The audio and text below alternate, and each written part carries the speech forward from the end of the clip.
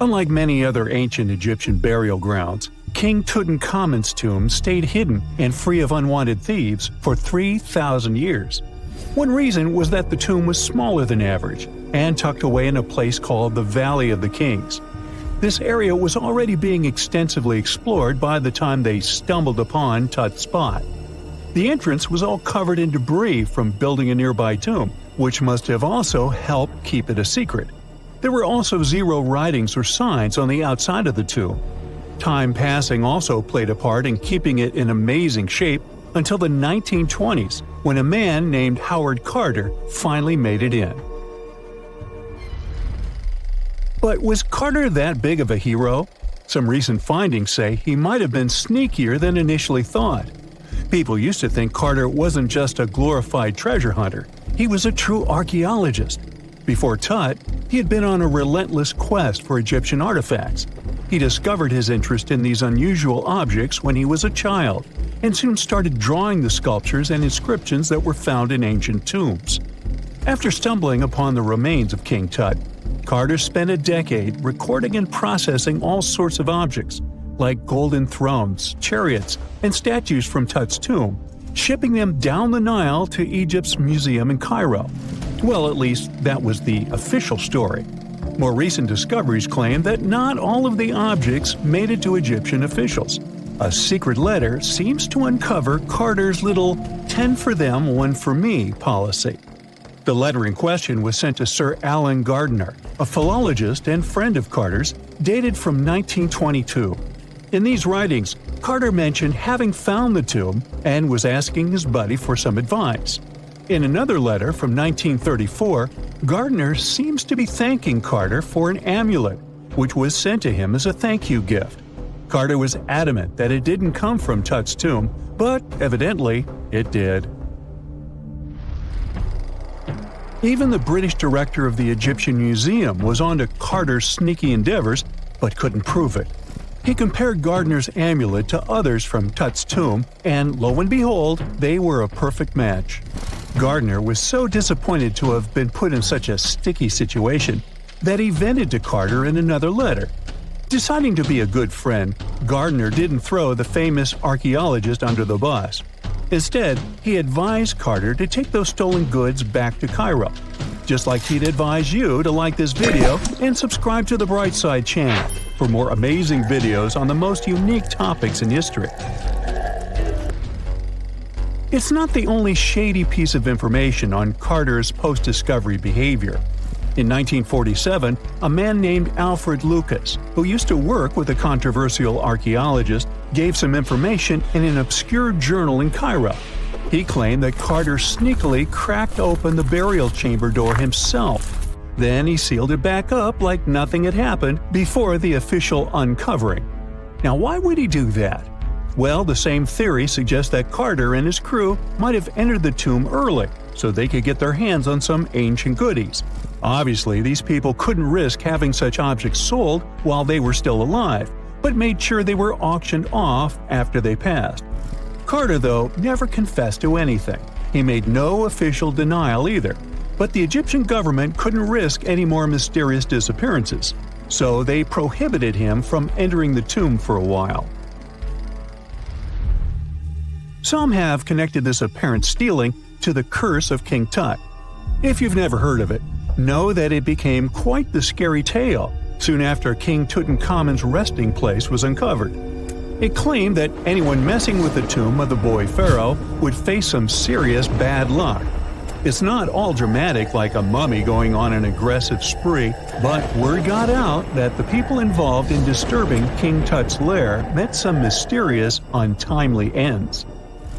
The main untimely passing related to this supposed curse is that of George Herbert, the 5th Earl of Carnarvon. He was this British aristocrat who helped fund the search for the tomb. He passed away just a year after the tomb was opened. Now, people love to call it mysterious, but it turns out that Herbert was already in pretty bad shape health-wise when he got to Cairo, and he ended up getting taken down by a regular disease. Now, let's talk numbers. There were a lot of people linked to this tomb opening: security guards, archaeologists, and supporting staff. And sure, a few of them did pass not long after the tomb started receiving visitors. As much as we'd like this curse to be true for the sake of, good storytelling, statistically, if you have a bunch of people connected to opening a tomb, you'd expect some passings just by random chance. The average lifespan for those supposedly targeted by the ancient curse was more than 20 years after the spell was supposed to kick in. Herbert's daughter even lived until the 1980s, that's half a century later. And Howard Carter himself lived until 1935, a solid 16 years after the big reveal. Some have suggested that the whole curse was nothing more than a careful PR strategy. You see, when Tut's tomb was found, Howard Carter wanted to make a priority out of keeping nosy reporters away. So he might have come up with a curse hanging over anyone entering the Boy King's resting place. But what was stolen from King Tut's tomb anyway? Well, some jewelry to begin with. It might have been snatched by Howard Carter himself, according to a French specialist. He did some intensive research by looking at old pictures taken from inside the tomb back in the 1920s. He compared those images to various objects from museums and auction houses. He soon started to piece together the whereabouts of some of Tut's jewelry. First up, there's this collar that used to be on Tut's chest. It was all broken into pieces, and some parts went via Carter to the Nelson Atkins Museum in Missouri. Meanwhile, other bits ended up on a necklace owned by some unnamed people who tried to sell it in 2015 but failed. Even the Nelson Atkins Museum agrees, as they've confirmed the information on their website. Then there's a headdress piece. Some beads from it that once belonged to Tut apparently got stolen by Carter too. They were also strung into a necklace and are now being held at the St. Louis Art Museum. Another fancy collar made out of glazed ceramic magic spent some time at the Met, far away in New York. Thankfully, it was sent back to Egypt a bit over a decade ago. This seems to have been, as you'd expect by now, also stolen by Carter. Missing artifacts aside, King Tut still gave a ton of amazing objects that helped us learn more about this incredible ancient culture. Starting with the famous burial mask. It's this massive 21-inch gold art piece with semi-precious stones and glass paste. It weighs 22 pounds and showcases the boy pharaoh with a long beard and a headdress with a cobra and vulture. On the back, there's this spell from an important ancient Egyptian spiritual book that's supposed to make sure it works just as well in the afterlife. Tut was also apparently a board game enthusiast. They found 4 board games in his tomb, some made of ivory. Archaeologists also found a pair of gold sandals, though you'd imagine they were more for show than for comfort. In fact, the pharaoh probably never wore them in his lifetime. Now, speaking of fashion items, it turns out Tut was quite the fancy ruler. They even found a mannequin in his tomb that was used to pick out, adjust, and store his outfits and jewelry. The boy king seemed to have also enjoyed some music, based on the 2 trumpets historians found in his tomb. Though they were played back in 1935 in a BBC broadcast, the instruments are today considered too fragile to be maneuvered. Ever since Plato wrote about the allegory of Atlantis, humanity has been fascinated with the possibility of the discovery of a thriving underwater civilization. Fancy joining me on a trip to a few historic underwater sites? Let's see what we can find out about ancient civilizations. The first one on our list is what is being called the underwater Stonehenge. Scientists have recently discovered a mysterious pile of cairns that stretch for miles under the shimmering waters of Lake Constance at the borders of Switzerland, Germany, and Austria.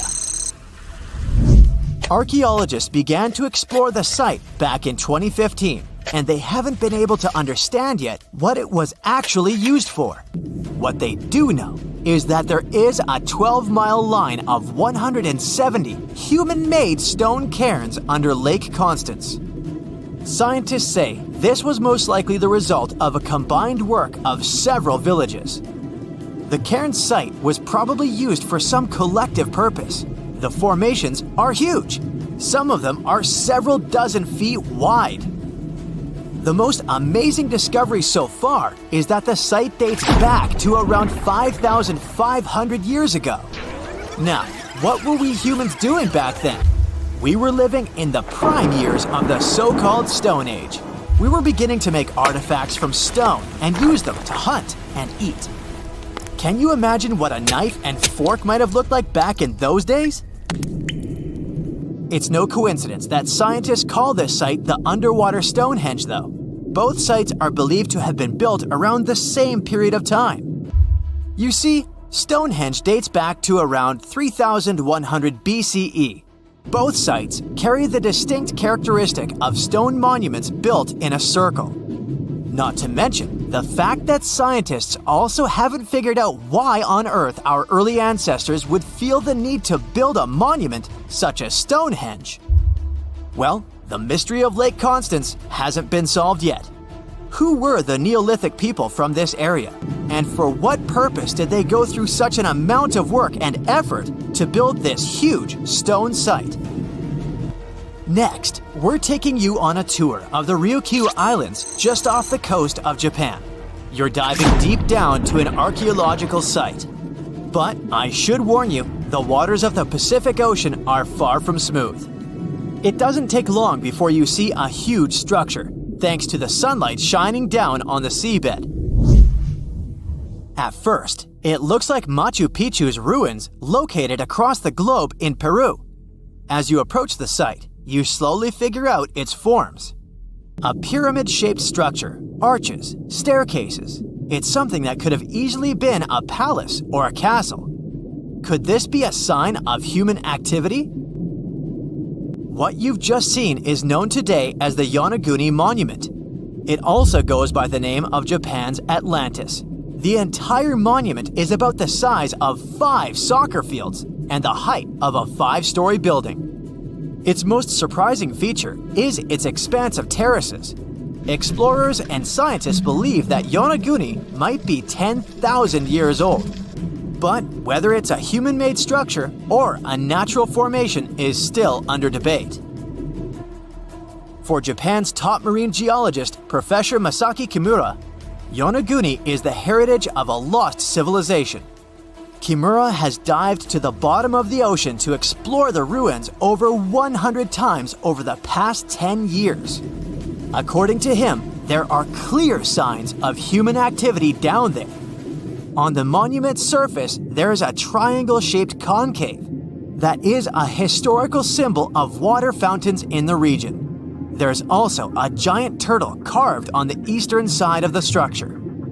And, according to Kimura, turtles have an important cultural meaning. Several pieces of stone tools have been recovered from the site. Their estimated age is around 10,000 years. However, not all scientists support this theory. For many, Yonaguni is the result of thousands of years of erosion. The fact that the monument is composed of one massive rock leads them to believe it's not human-made. The defined edges and flat surfaces resemble a natural formation in Northern Ireland, known as the Giant's Causeway. The basalt columns look like the ruins of a palace, but they're actually the result of volcanic activity in the region. Now, you're flying to the coast of Greece, 4 hours away from Athens. More specifically, you're in the Peloponnese Peninsula. You dust off an old snorkel and head for a free dive on a bright sunny day. Sometime into the dive, you start noticing patterns on a seabed. 13 feet below the surface, outlines of familiar objects start to appear, one by one. As you continue swimming, what looks like the outline of an entire city emerges in front of your eyes. Are you wondering how water could have taken the whole city? Rocks are perfectly aligned into what appears to be the foundation of a building. This is Pavlopetri, an ancient city you've probably heard about for the first time. It was discovered by Nicholas Fleming, a British oceanographer, when he was on vacation in Greece. He had heard rumors about Pavlopetri's existence and indeed found several artifacts on the seafloor. He went back to the area a year later with the team, they found a site filled with pots, storage vessels, and tools. A kernstone, for instance, is a tool used for grinding grains and turning them into flour. Multiple amphoras indicate that this settlement dates back to the Bronze Age, 5,500 years ago, when people started living in towns. The settlement is believed to have existed for over 2,400 years. Today, Pavlopetri is considered the oldest submerged town ever discovered, and what's impressive is that it wasn't a simple village. It was a vibrant port city with stone buildings, a marketplace, streets, and even squares. The next stop on our voyage is one of today's most famous underwater cities that has been turned into an archaeological park. The city of Port Royal in Jamaica exists only below the surface, but in 1692 it was one of the wealthiest cities in the Western Hemisphere. Port Royal was the center of the British Empire at the time and an important trade city that attracted people from all over the region. It was also home to real-life pirates of the Caribbean. On the morning of June 7, 1692, the people of Port Royal met a different fate than they had probably expected. The city woke up shaking. People were thrown out of their beds by the power of a massive earthquake, ranking 7.5 on a Richter scale. One survivor said he had seen Earth opening up and swallowing the whole town. What he said could be true, as the city was mainly built on sand. The ground swallowed buildings, roads, you name it. Geysers erupted, and finally, waves as big as 10-story buildings hit the city. About 33 acres of the city disappeared under the water. Amazingly, most of its 17th century remains are still in good condition under 40 feet of water. Archaeologists have found taverns, storage rooms, kitchens, and recreational buildings used for diverse purposes. You can also see a grand lion statue, a submerged bridge, and many picturesque arches. Of course, I saved the best for last: India. Just off its coast lies another sunken marvel. A site known as the Lost City of Cambay is located in the Gulf with a similar name. It remained undiscovered until 2001, when the National Institute of Ocean Technology made a routine water assessment. With the help of sonar technology, which sends a wave sound to the bottom of the sea, they found something far beneath the surface. Images showed well-defined geometric shapes spread along a 5-mile stretch. The remains date to more than 9,500 years ago, meaning this civilization was lost at around the end of the Ice Age. Debris recovered from the site included construction material, pottery, beads, sculptures, and even bones. Scientists argue whether these artifacts are indeed from the site, but if they truly are, then the lost city of Cambay might be the oldest civilization in the world. The conditions on this mysterious island might teach us how we can live on Mars one day. Devon Island is, to this day, the largest uninhabited island on our planet. It's located in the Canadian Arctic archipelago, and it's easy to see why people find it impossible to make a home here. The soil stays frozen throughout the seasons. The eastern part of the island is covered by a thick ice cap all year round. Summers here last for less than 50 days, and by summer, I mean that the ground is snow-free and the temperatures are slightly over 46 degrees Fahrenheit. Since almost no plants are growing here, there are no animals that could have adapted to these conditions. That's why scientists compare this island to what it would be like to live on Mars. In 2001, a project started here on Devon Island looking to discover how people might live and work on other planets, particularly on Mars. It's called the Houghton Mars Project and offered NASA scientists some unique studying opportunities. There are few options here in terms of logistics and transportation, and communicating with people living outside the island is also a bit more difficult. Specialists believe that if we can find solutions to live here, we might be able to do it on Mars too. Think of it as a home-based outer space boot camp. The Pitcairn Islands can be found in the middle of the Pacific Ocean. If you're a fan of adventures and remote places, this is the place to be. But you'll need to buckle up for quite the ride, since no plane has ever reached this place. The only way to reach the Pitcairn Islands is to take a 32-hour yacht ride. No wonder only 50 people are known to live here. Its history is really interesting too. A group of people settled here in the 18th century after a failed marine mission. To this day, all the residents of the island are descending from that initial group. Life's not easy here though. If they need to see a doctor, for example, they need to travel either to the island of Fiji or to New Zealand. Now let's head over to Mexico, where recent technology has allowed scientists to explore some fascinating cenotes, which were previously unknown. Cenotes are also called sinkholes and allow us to see subterranean water bodies. A team of archaeologists, cave divers, underwater photographers, and biologists came together to explore and document the extensive network of sinkholes located in the Yucatan Peninsula. One of the hotspots is located under the main pyramid at the Chichen Itza archaeological site. In total, scientists are looking to explore about 6,000 cenotes stretched across this whole region. The whole project is important not only because of the geological discoveries, but also because of its connection to the Mayan people and their culture.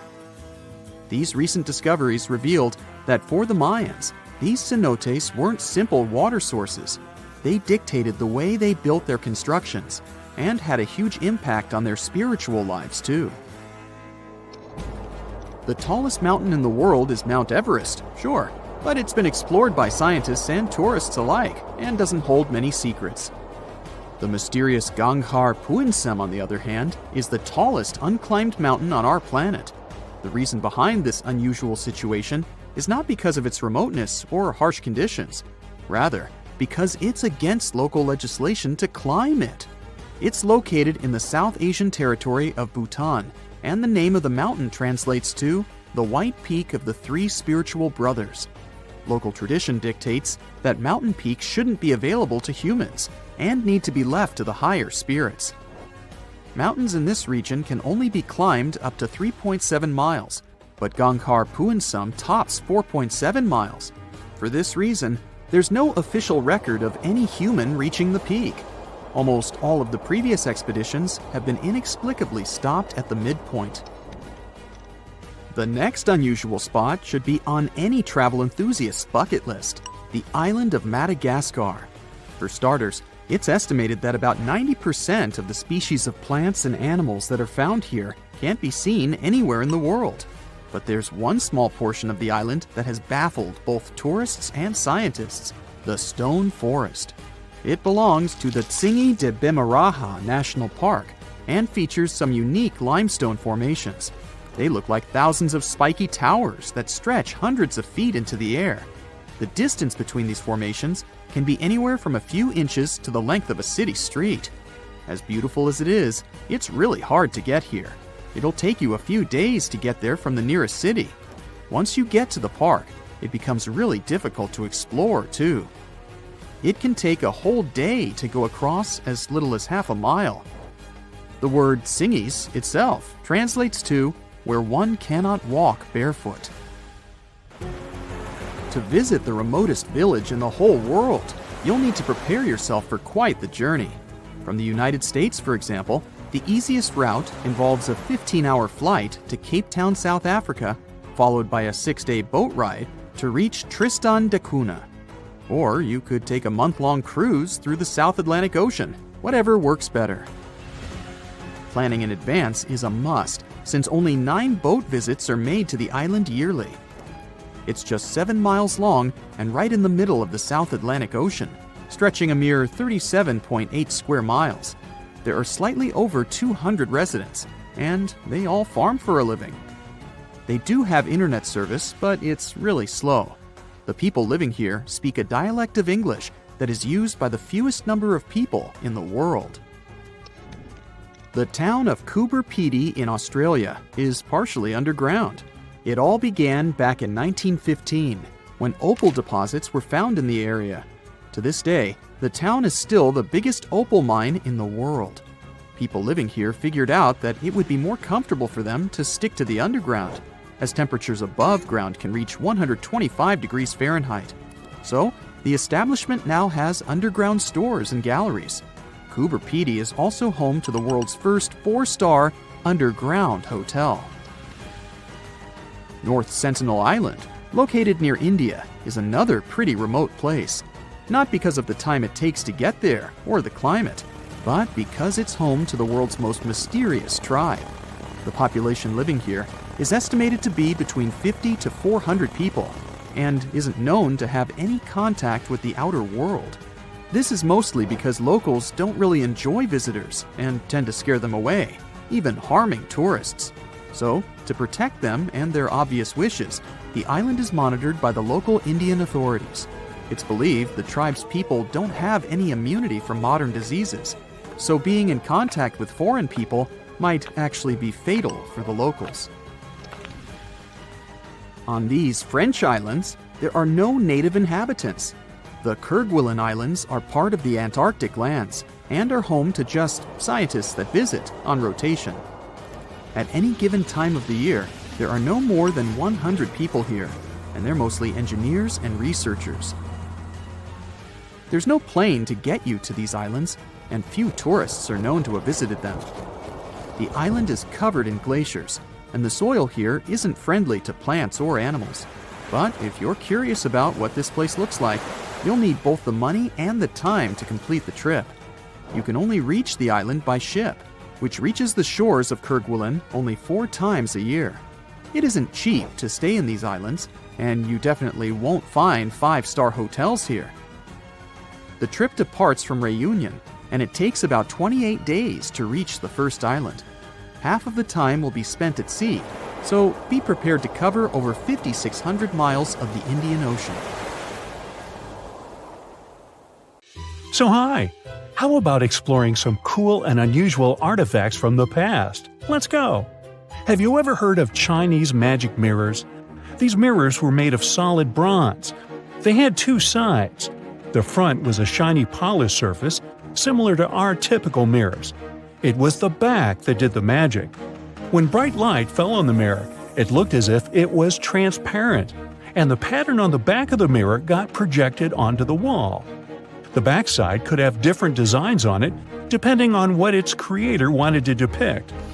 Since the mirror was made out of bronze, no one expected this optical illusion to occur. These ancient artifacts date back to 2900 to 2000 BCE. They became popular in China and were produced in large numbers at the time. Eventually, their fame faded away. For centuries, the magic of these mirrors baffled both people and scientists. In the 11th century, Chinese scientist Shen Ku decided to study the mirrors. He conveniently had 3 of them. He was surprised by the ability of the metal to act as if it were transparent. He believed that some tempering techniques created surface wrinkles on the mirror to make it translucent. Yet these wrinkles were imperceptible to the human eye. It turns out he was right. Many scientists tried to decipher the open mirrors over the centuries, but remained clueless. Finally, in 1932, William Bragg discovered that Shen Ku had been right about imperceptible surface wrinkles all along. Every once in a while, people open multiple tabs in a browser and come to a point where there's no room for a new tab. Apparently, this had also been happening long before computers and the internet were invented. Meet the 16th century browser. This is a full-size book wheel. It's kind of a custom-made rotating bookshelf. Gregory Hayworth, a specialist in textual science, says that this tool has a system of epicyclic gears. That means that the book wheel has a working principle like a planetary system. One gear rotates around another. The shelves of the device maintain a constant 45-degree incline that holds the book securely as the giant wheel turns. Back then, people used the tool while writing encyclopedias and editions of classical works. In this kind of work, a person has to have many books open simultaneously so that the information from multiple sources can be gathered easily. Italian engineer Agostino Ramelli is the inventor of this piece of early modern machinery. What if I tell you that sponge divers in Greece accidentally found an ancient computer? They pulled out this artifact from a shipwreck near Antikythera Island in 1901. Scientists called it the Antikythera mechanism and labeled it as the first mechanical computer. The machine looks like a hunk of bronze, but it has some kind of mechanism composed of gears and wheels. So, experts first assumed that it was an astronomer's tool. After an X-ray scan, though, they found out that the instrument was far more complex than they thought. The artifact was meant to calculate astronomical positions, track the 4-year cycle of athletic games, and so on.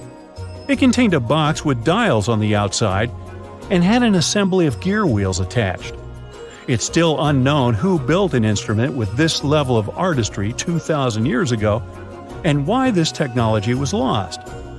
After seeing how sophisticated the device was, scientists accepted that their perception of ancient Greek engineering wasn't really accurate.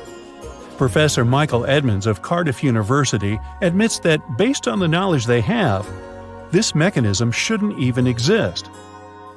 Edmonds says the machine is one of a kind and its astronomical calculations are precise. For him, the Antikythera mechanism is more valuable than the Mona Lisa. In 1929, scholars working in Topkapi Palace Museum in Turkey discovered a map. It became famous for being the oldest map showing the Americas. Perry Reese drew this detailed map on a gazelle skin in 1513. He depicted Europe, North Africa, the coast of Brazil, and several islands, such as the Azores and Canary Islands. The most exciting thing is that he created the map only 21 years after Columbus had set foot in the New World. Well, it was new to him. Perry Reese was a maritime scholar and a successful naval commander leading the Ottoman fleet. Yet, while drawing the map, he relied not only on his expertise in sailing. He created it by assembling and referring to 20 other regional maps, like the Arab map of India, 4 Portuguese maps, and the map of the western parts drawn by Columbus.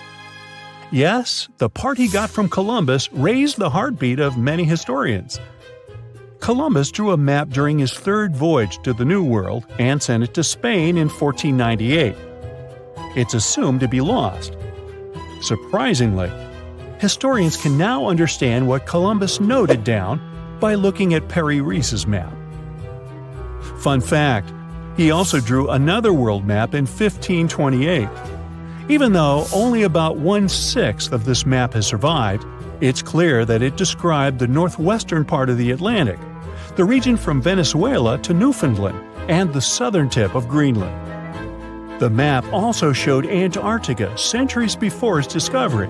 Historians had to rethink the chronology of history after getting this crazy information.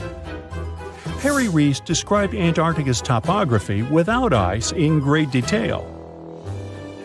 In the 1930s, workers found dozens of stone spheres in Costa Rica.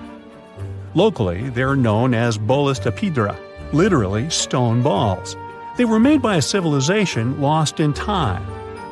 What's interesting about these balls is their shape. They are perfectly spherical. How ancient people could make such precise shapes is a mystery. The spheres are of different sizes. Imagine a small one, like a tennis ball.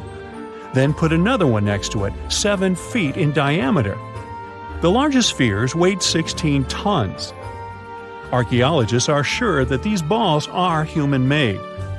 Yet their purpose remains unclear. Some archaeologists claim that the spheres could represent the solar system or could be inspired by various stages of the sun and the moon. Others say that the stone's placement refers to the houses of chiefs. Most of the stone spheres were sculpted from granodiorite. It's a hard rock similar to granite. Experts believe that ancient people used smaller rocks from the same material as tools to shape these spheres. They also think that sculptors probably heated portions of the stones and then cooled them rapidly. This could have helped them to remove the outer layers of rock. Our next one is an ancient battery set found in Iraq in 1936. The set consists of a ceramic pot, a copper cylinder, and an iron rod. At the top, the iron rod is isolated from the copper by asphalt, and both the rod and cylinder fit inside the mouth of the jar. The copper cylinder isn't watertight, so if the pot was filled with a liquid, it would surround the iron rod as well. Archaeologists focus more on the oxidized iron rod because the vessel just needed to be filled with an acid or alkaline substance to produce an electric charge. After examining this bizarre artifact, an Austrian archaeologist hypothesized that the instrument made use of chemical reactions to generate electrical energy. That's why they likened the instrument to a battery. An ancient civilization might have used it for some kind of electrotherapy. Yet there isn't any electroplated object known from this period. So Koenig's hypothesis was rejected by many archaeologists, but nobody has proven him wrong either. The origin and purpose of the vessel remain unclear to this day. So, want to see the world's oldest art studio? In 2011, archaeologists found 100,000-year-old shells in a South African cave. Those shells were used for paint making. A coating of bright red powder on the inside of a pair of shells is the proof. Archaeologists say they found a complete kit used to produce a pigmented mixture. Now, in a different part of the cave, several paintings were displayed with little price tags on them intended for sale. Nah, just kidding. Although that big one over there would look good over my couch. What is a boat doing in the middle of a desert? You would expect to find a seagoing vessel closer to shore. This is the question archaeologists had been asking for decades. In 1988, there was a storm near one of the most important archaeological sites in ancient Egypt. A wooden structure emerged from the sand. It was hollowed out by termites. Scientists were determined to solve its mystery. In 2000, they began excavating the site near Abydos, Abydos. An American team of experts soon discovered a boat that was 70 feet long, and it wasn't alone. In total, there were 14 boats neatly resting next to each other. It was impossible to completely dig out the boats because of their poor condition. Luckily, the wood was preserved enough to get a sample. Analyses revealed that the boats were around 5,000 years old, the oldest fleet in human history to this date. The time of their construction predates the pyramids at Giza by half a millennium. Each ship of the fleet rested in a vault that matched its dimensions. The room was roughly a third of the size of a tennis court. It had mud brick walls that featured more than 120 drawings of boats. Ancient Egyptians incised them on whitewashed walls that were excellently preserved. Scientists have known about these mysterious chambers for well over a century. 1901, 1902. A British archaeologist, Arthur Weigel, stumbled upon a strange structure west of the River Nile. His team caught a glimpse of the interior walls. Sadly, a section of the roof collapsed, so they had to call off further exploration. Researchers abandoned the site, but its location remained on the maps. The boat's position first led scientists to think that they rested on a bank of the mighty Nile. But there was a problem with this theory. Today, the river flows almost 7 miles west of Abydos. Further studies of the surrounding terrain showed the Nile didn't change its course throughout history. Also, if the boats floated near a dock, they would be in unstable positions. The 14 vessels at Abydos were perfectly parallel to each other. There was only one conclusion possible. Someone had deliberately placed them like that. They must have gone through a lot of effort. Each boat had enough room for up to 30 rowers. These vessels could really float. They weren't models, but scholars still don't know if they actually sailed any body of water in ancient Egypt. This doesn't diminish the importance of the find. Previously, archaeologists found only small-scale models. In King Tut's tomb alone, there were 35 boat models. For a long time, these figurines were the only clues as to how ancient Egyptian vessels looked like. The boat's design confirms that they were the real deal. They are the earliest surviving examples of something called built boats. Ancient people constructed primitive vessels by hollowing out large tree trunks. The alternative was reed that was tied together to form a raft. The boats at Abydos had planks tied together. This was a major breakthrough in shipbuilding. During their lifetime, The boats must have seemed impressive. Timber was a valuable commodity at the time. There was no wood in the desert. Cedar had to be imported from Lebanon. The only person who could afford such luxury was the pharaoh. Studying the area around the ancient fleet provided more answers. Scientists discovered a mud brick structure where Egyptians worshipped the pharaoh. Its approximate date of construction matches that of the wooden boats. The same bricks out of which this building was made were used to encase the fleet. At the time of their construction, the rooms they were stored in had a ceiling. That's the section that archaeologists stumbled upon in the early 20th century. Just like mummies and coffins, these marvelous ships rested inside splendid vaults. The exterior of these rooms was also impressive. The outer walls originally had a plaster of white limestone. It reflected sunlight. In the desert sun, the structure housing the boats must have shone from miles away. Ancient Egyptian builders used the same technique to cover the pyramids 500 years later. Today, their surface looks jagged, but it wasn't always like this. When they were constructed, the pyramids had a top layer of fine white limestone. Their surface was smooth and it gleamed in the sunlight. Instead of stairs, the outer layer of the pyramids was more of a sleek ramp. Archaeologists were left with one final question. Which pharaoh owned the fleet? The answer lay just a mile from the site. This is where the tomb of a pharaoh from the 5th dynasty rested, King Senwosret III. Its time and style of construction matched the ones of the chambers with boats. The very end of his rule might explain how the boats ended up in the middle of the desert. The pharaoh probably passed away in northern Egypt. Then his body was transported down the Nile to Abydos in a marvelous procession of decorated boats. The vessels were later lowered to chambers near the final resting place of their owner. This had a symbolic meaning. In the ancient Egyptians' belief system, ships played a key role. Their supreme deity was Ra. He traveled through the sky during the day in the form of the sun. At nighttime, he sailed through the netherworld in a solar boat. The pharaoh identified himself with Ra. That's why he needed boats in the afterlife. That was the only way to regenerate himself. Just as the sun rises every day above the horizon. This belief existed for thousands of years. The more famous Pharaoh Khufu also had a ship. Scientists found it in 1954 next to his pyramid at Giza. It is some 4 centuries younger than the fleet at Abydos, but Khufu's ship was almost 2 times longer. The Great Pyramid of Giza and King Tut's tomb are some of the most famous archaeological finds in Egypt. But there are many more secrets hiding beneath the endless sands of the Sahara Desert. Recently, 2020, archaeologists found a lost city there. They have labeled it as the most important discovery since King Tut's tomb, 1922. The city of Aten is some 3,000 years old. Historians hope it will give them a unique insight into the everyday life of ancient Egyptians. The famous archaeologist and Egyptologist Zahi Hawass proclaimed the site a lost golden city. Aten sits some 300 miles south of Egypt's capital, Cairo. It is close to the famous Valley of the Kings. Archaeologists first found sections of mud brick walls that spread out in all directions. They discovered complete rooms with tools of everyday life inside. The research team unearthed a bakery, a residential neighborhood, and an administrative district. They all date back to the time when the Egyptian civilization was the wealthiest in its long history. They were also the first to make objects from iron.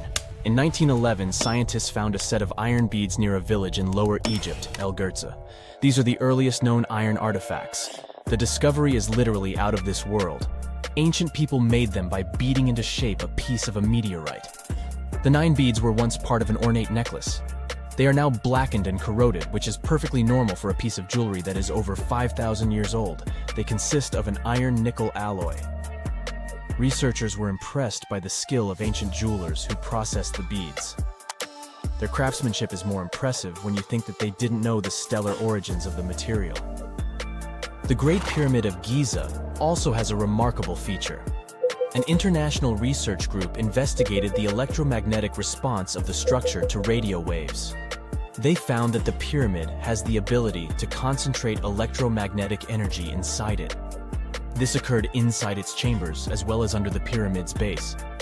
It contains an underground, unfinished chamber. It seems that the electromagnetic response is connected with the properties of limestone, the Great Pyramid's main building material. The research results might have a practical application. The way solar cells and nanosensors function could be improved by this remarkable find. Stonehenge wasn't a witchy monument to travel through time. It was actually constructed as a hope to build a different future. Recent research just found out that the monument was probably raised as an attempt to reunite the Britons during a period of big division. The thread of this story lies on the altar stone, the monument's most iconic rock. For years, scientists believed that the stones used in Stonehenge, including the altar stone, came from the nearby Preseli Hills in Wales. In this scenario, Stonehenge would have been built by a local community. That is, Neolithic people who would have found easy-to-access materials to build a ceremonial mound, a sundial calendar, and a final resting place, all in one. Things changed when another discovery was made. In 2018, leading-edge research pointed that the altar stone actually came from the River Tay region in northeastern Scotland, which is located over 400 miles away from Stonehenge. Scientists found similar rocks as such in Scottish monuments. You see, the altar stone is a recumbent stone, laying on its side. Many of the rocks were found in ceremonial stone circles in Scotland, and they are unique to this region. When this discovery broke through, it got archaeologists thinking. Maybe Stonehenge wasn't just a local project, but a wider collaboration between different tribes and communities across Britain. To understand this, we need to rewind to around 3000 BCE. That's when Britain still wasn't a unified country per se. Rather, it was a patchwork of tribes such as those coming from southern or eastern Europe, each with their own customs and beliefs. As an island, Britain's population changed many times. Britain was mainly composed of farmers who descended from people from the Middle East and arrived on the land around 6,000 years ago. This group thrived in the area until 2500 BCE, when another group coming from the regions of the Netherlands and Germany started to appear. These ones, also known as the Beaker people, were responsible for the large population turnover that Britain experienced during the Neolithic period and the years that followed. The Beakers were called so because of a specific type of pottery they used to make and bury their loved ones with after their passing. It's possible that the original dwellers of the land didn't like it that their land was being repopulated. And what researchers suggest is that Stonehenge was this attempt to reunite the original Neolithic farmer population and regain some type of identity control over their land. They would have invested a lot of time and energy in bringing the altar stone all the way down from Scotland, without the help of wheel technology, for example. You see, the wheel had already been invented in Lower Mesopotamia, but since there was no Wi-Fi at the time, the Brits weren't aware of this technology until much later on. This whole territorial crisis could have driven locals to use their resources to move the altar stone to Salisbury Plain in England, in order to reunify the land. You see, Stonehenge wasn't built in one go. Its history dates to around 3000 BCE. That's when the monument was just a circular ditch and bank, known as a henge. Inside, they placed wooden posts and possibly totem-like carvings. This version of Stonehenge wasn't about rocks yet. It was more of a ritualistic place and possibly a final resting place. They found several cremation pits from this period, making it the oldest resting place in all of Britain. It was only around 2600 BCE that the blue stones came around. The naming might be a bit misleading since they're not literally blue rocks. They have a bluish tinge to them when they're freshly broken, hence the name. These smaller rocks probably came from the Preseli Hills in southwest Wales, which is about 150 miles away from Stonehenge. Some researchers say that the ancient ones believed that blue stones had healing qualities. So we can maybe guess why they went through all of the trouble to move them from Wales to Salisbury Plains, huh?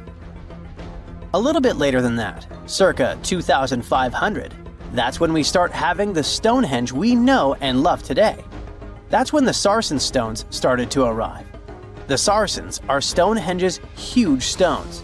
I mean, each sarsen can weigh around 25 tons. That's as much as 3 African elephants stacked together. The sarsens make that iconic outer ring circle. Supposedly, that's also when the altar stone was moved from Scotland directly to the heart of Stonehenge. The altar stone is the largest of the blue stones used to build Stonehenge. Today, the altar stone lies recumbent at the foot of the largest trilithon of the monument.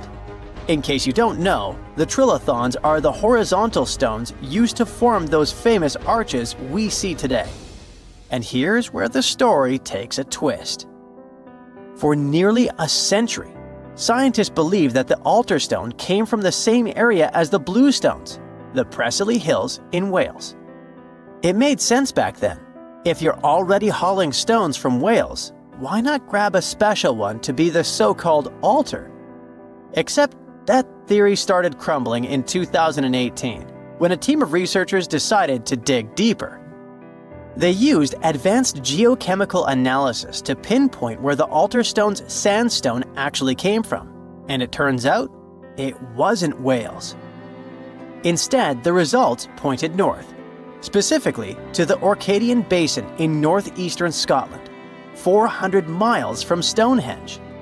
This revelation changed the whole script of Stonehenge's story. How would they move the rocks, you may ask? Well, there's an old theory known as the ice road that suggests that the rocks were moved by natural icy pathways that formed during the winter. This way, they could slide the rocks down all the way to Stonehenge. But hey, if we're talking about a distance of over 100 miles, that's not too realistic. Anyways, this theory was debunked because it was warmer back then than it is today. There's also the river theory that suggests that the rocks were floating along the river from the quarry to the site. But if we're talking about sarsen rocks, they're too heavy to float. So there goes this theory. What we're saying is, no one knows how the rocks were moved. Another interesting info came from all the research done in Stonehenge. A recent laser survey of the stones revealed the different stone working methods used and has shown that some parts of the monument were more carefully finished than others. In particular, the northeast side and the inner faces of the central trilithons were finely dressed. FYI, a trilithon is one of Stonehenge's most famous shapes.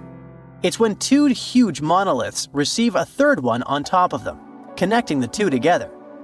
This fancy word is just Greek for having 3 stones. But anyway, the bigger question, and maybe why Stonehenge is so famous, is why it was built in the first place. You see, Stonehenge's entire layout seems to have been carefully planned to align with the movements of the sun. The monument's architecture is particularly attuned to the solstices, the shortest and longest days of the year. During the summer solstice, the sun rises perfectly in line with the heel stone, casting light straight into the heart of the stone circle. A spectacular, almost magical sight that surely wowed its ancient audience. But it's the midwinter solstice that seems to hold a special connection to the altar stone.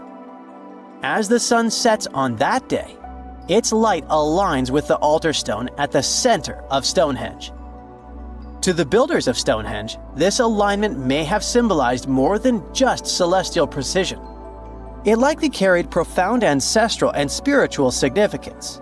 The altar stone, illuminated by the setting sun, could have been seen as a bridge between worlds, connecting the living with their ancestors, the earth with the cosmos, and the present with the eternal. In a world without calendars, clocks, or weather apps, the solstices were everything. They marked the rhythm of life, guiding agricultural cycles and spiritual rituals alike. So Stonehenge wasn't just about the stones or the people who built it, but perhaps a way to honor their ancestral roots in an ever-changing world. You are lost deep within the jungle in the Yucatan Peninsula in Mexico. There are strange noises all around you, and to make it worse, the sun is setting. Soon, you'll be alone in the middle of an unknown rainforest. Guess it was a pretty bad idea to come looking for El Dorado on your own, wasn't it? You keep walking as fast as you can when suddenly, wait! What's this you're seeing? It looks like large stairways made out of stone. This definitely doesn't look natural, so you take a picture. Maybe you didn't strike gold, but you might have just found something relevant. Congratulations! You found Tut, a long-lost Mayan city. Hidden 37 miles into the jungle, the name literally translates to stone column. Stone was probably in at the time, so these guys used a lot of it to build their pyramids, houses, and even ball courts. If you ever thought that Europeans invented ball games, think twice. Mayans loved to play ball games for recreational purposes. Tut is part of a series of other long-lost Mayan cities that are being discovered with the help of new technology nowadays. We'll talk more about the other ones in a jiffy. Perhaps the biggest surprise of this one is that it was surrounded by wetlands, which is why the city was built on high ground. The city was monumental, covering an area of over 120 acres. That would be as big as 90 football fields right next to each other. Scientists have found proof that Tut had pyramids of up to 49 feet high, and that it was likely an important social hub between 250 and 1000 CE. This is definitely a game changer. But lost Mayan cities began to be unearthed in the 19th century. Modern technologies, such as LiDAR imaging, help archaeologists see through dense canopies of the forests. This means that people don't really have to risk getting lost in the tropical jungle like you did at the beginning of this video. LiDAR works sort of like an X-ray. It sends out laser beams that can detect any signs of ruins or ancient constructions. According to space archaeologist Sarah Parchak, satellite imagery has been a key player in discovering ancient cities in South America, Egypt, and other places. Sarah herself spends most of her days scouring images for any signs of where there could have been cities long ago. She says that more often than not, what happens is that ruins are covered by vegetation, soil, or sand, which makes them super tricky to find. But thanks to these awesome tools, scientists also made the huge discovery of ancient Mayan causeways, which spread throughout old Mayan territories. I mean, take a look at these roadways. You'd expect to see ruins like this in places such as Portugal, England, or the United States. I'm talking about 130 feet wide roads painted white to help travelers journey through the nighttime. Scientists recently unearthed a 110-mile network of roads such as these, and they think this dates back to before the first registered Mayan highways we've known so far. These roadways, which sometimes ran over the swampy ground and were even elevated at times, are being called the world's first superhighways. Even if there is no registry of animal-powered vehicles, it's believed that the Maya used them to travel around a network of possible 964 settlements. They were built like a huge spiderweb, and from what archaeologists have gathered, this huge system of roads worked to connect a big system of economic and social interactions between Mayan cities. This completely debunks the traditional idea that the Mayan pre-classic period, which dates back to 2000 BCE, was made of small, tribal settlements. Imagine the manpower and engineering ability you need to muster to build something close to these white highways. Scientists believe that these causeways were built pretty much the same way as the Mayans built their pyramids, with a mixture of mud and quarry stone. Oh, and using several layers of limestone to make them white. That's pretty cool, right? But let's take a few steps back for a moment to get some context. The Mayans were one of the biggest pre-Columbian civilizations living in the Americas. Until now, experts believe that at its apex, the Mayan civilization consisted of over 40 cities with a population of millions of people. That's a lot of folks. Their civilization spanned Mexico's Yucatan Peninsula, Guatemala, and Belize. And they survived mainly on agriculture. The thing is, the Yucatan Peninsula was an extremely difficult place to grow crops. So the Mayans had to develop a complex irrigation system in most of their cities. They built a series of ceremonial buildings, pyramids, and plazas. The Mayans might have been keen pyramid builders, but they also developed an advanced astronomical system. With whatever ancient technology they had, they were able to predict the exact location of planets such as Venus and Mars, as well as the exact dates of eclipses. If you've ever seen examples of ancient Mayan cities, this is Tikal. Located at the heart of the Guatemalan jungle, Tikal is believed to have been the capital of the ancient Mayan conquest state. At its height, it was comparable in importance to cities such as London or New York in today's world. It's composed of a series of complex monuments. The North Acropolis is one of Tikal's most ancient complexes of monuments. Built solely by human hands around 350 BCE, it served as the resting place of kings and chiefs. Its monuments are up to 200 feet high. Back in the day, the step pyramid temples were painted a beautiful red. Mayans loved that color.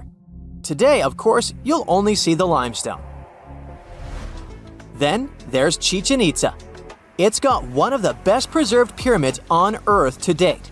Located in Mexico's Yucatan state, this Mayan city is well over 1,500 years old. At its peak, it was home to 35,000 people. The site covers 4 square miles of land. The highlight is El Castillo, a tremendous step-like temple standing 80 feet above ground. Its most peculiar feature is that it has 91 steps up each of its 4 sides, including the upper platform, which makes for 365 steps, the same number of days as the solar year. You can see that these folks were a pretty big deal, huh? That's why nobody can really understand what happened to them and the cause of their demise. Was it a drought? New research in 2017 did bring some new discoveries into the mix. Using data from a site at Ceibal, located at southwest of Tikal, scientists analyzed radiocarbon data from ceramics and archaeological excavations to extract new information about the unexpected demise of this great civilization. The information shows that instead of a sudden collapse, the Mayans most likely fell in waves of social instability and political crises. These events are believed to have deteriorated Mayan city centers and began causing the dispersion of the Mayan population. It's hard to pinpoint the exact causes, though. But hey, recent discoveries are shedding a big light on humanity's past. Not only about the Mayan Empire, but about other long-lost civilizations of South America. A major recent discovery in Brazil was done using satellite imaging technology and is also shocking scientists. Some images from near the Xingu River, also in the Amazon, suggest that cities of millions of people might have existed inside the jungle, way before our modern civilization ever existed. I mean, if this doesn't shock you, I don't know what will. Satellite imagery also detected a network of trenches dating back to 200 and 1200 CE in the Bolivian Amazon forest. These proofs suggest settlements that could have supported around 60,000 people right in the middle of the Amazon forest. When researchers from the University of Florida went on ground to check the satellite information, they were shocked to find several mounds that were accompanied by ditches and geoglyphs. Archaeologists also found remnants of carefully designed walls centered around plazas, much like the type of construction done by the ancient Mayans. Imagine working 7 days a week on a large-scale construction site. You, along with thousands of others, carry millions of stone blocks and put them on top of each other according to a complex system. You work without modern construction equipment. You have no air conditioning or constant access to water. It's so hot outside that you can fry eggs on the road. You've been building the pyramid for decades, and now, when it's finally done, you enjoy the result of the colossal work of thousands of people. You're looking at a giant cultural monument of global value that will freeze in time and amaze people for tens of thousands of years. A few thousand years have passed. People in the 21st century see the pyramids and are like, wow, I can't believe humans have built this. Yeah, the people who built the pyramids wouldn't have appreciated such a theory. But actually, there are reasons to believe that people built it using some fantastic technology. From the outside, it seems the Great Pyramids are just big triangles of stone. People just put some heavy blocks on top of each other, and that's it. In fact, the design seems too perfect to be true. The pyramid consists of more than 2 million blocks. They lay so close to each other and are so even that you couldn't squeeze even a thin sheet of paper between them. Scientists still can't figure out the exact technology for building the Egyptian pyramids. One of the biggest and most famous is the Great Pyramid of Giza. This huge construction, well known all over the world, has one big secret. There should be a capstone on top of the pyramid. It's a triangular-shaped stone block, a small pyramid on top of a huge one. It's also called a pyramidion. The builders of ancient Egypt made it out of granite and limestone and covered it with gold. No records or old drawings prove that there was a pyramidion at the top of the Great Pyramid of Giza. But there's another ancient Egyptian structure with such a triangle, the Red Pyramid. It was built before the Great One, and its capstone has survived to this day. Archaeologists have found and reconstructed it. But where could the capstone of the Great Pyramid be? It's a mystery that still has no answer. Some are sure that some thieves have stolen it from the top. Maybe they just climbed up and pushed the pyramidion down.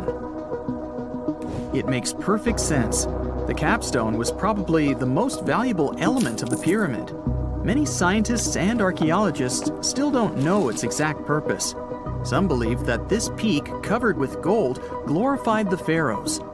The capstone reflected moonlight at night and illuminated the entire space around it. During the day, the capstone reflected sunlight with its shiny surface. You could have noticed it from afar. The top of the pyramid was a kind of guiding star for lost travelers. All other stone blocks of the pyramid consist of limestone. People polished them to make them look shiny. In the past, they were even glowing and reflected light. You could see glowing pyramids from space, although they looked like tiny lights. Over thousands of years, winds, sandstorms, and rains have changed the pyramid's appearance. If people had taken care of them all this time, they would have looked like something out of science fiction movies, or the pyramids from Las Vegas. But unfortunately, we will never see their original appearance.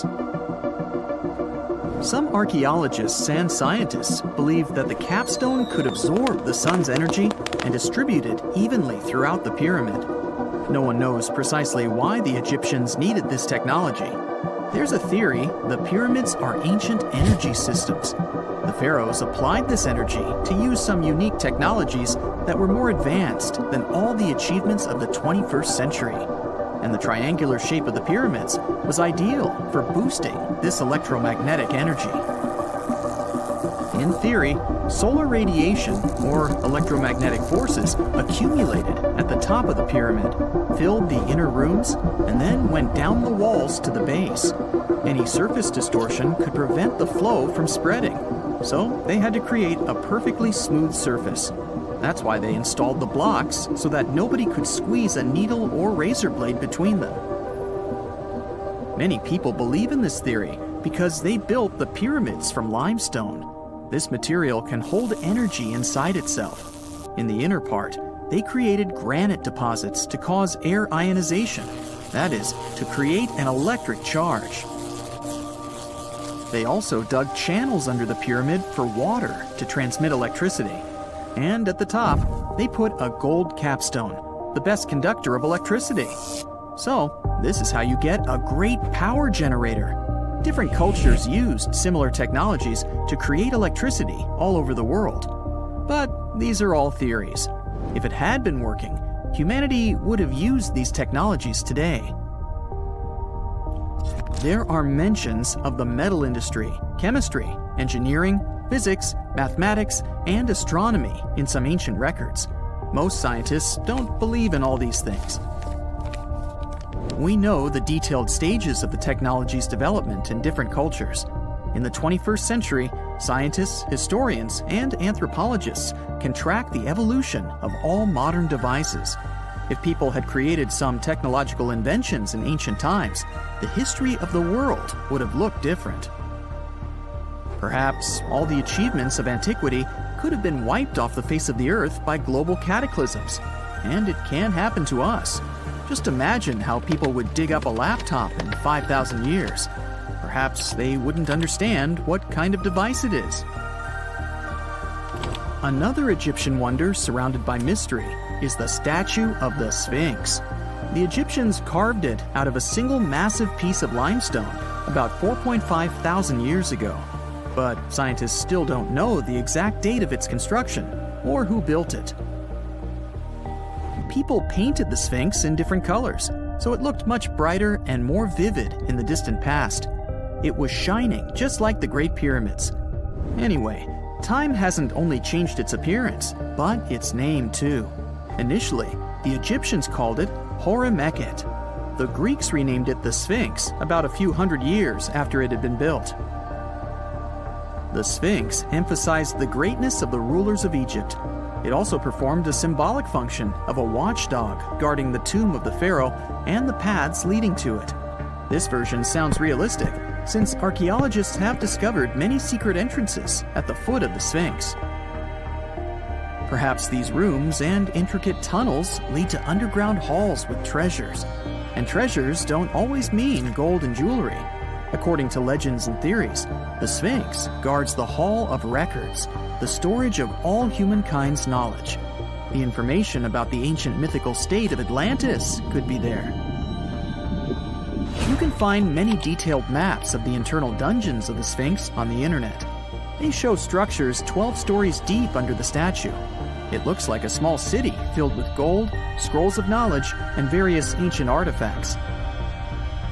But don't believe all these maps. These are just theories.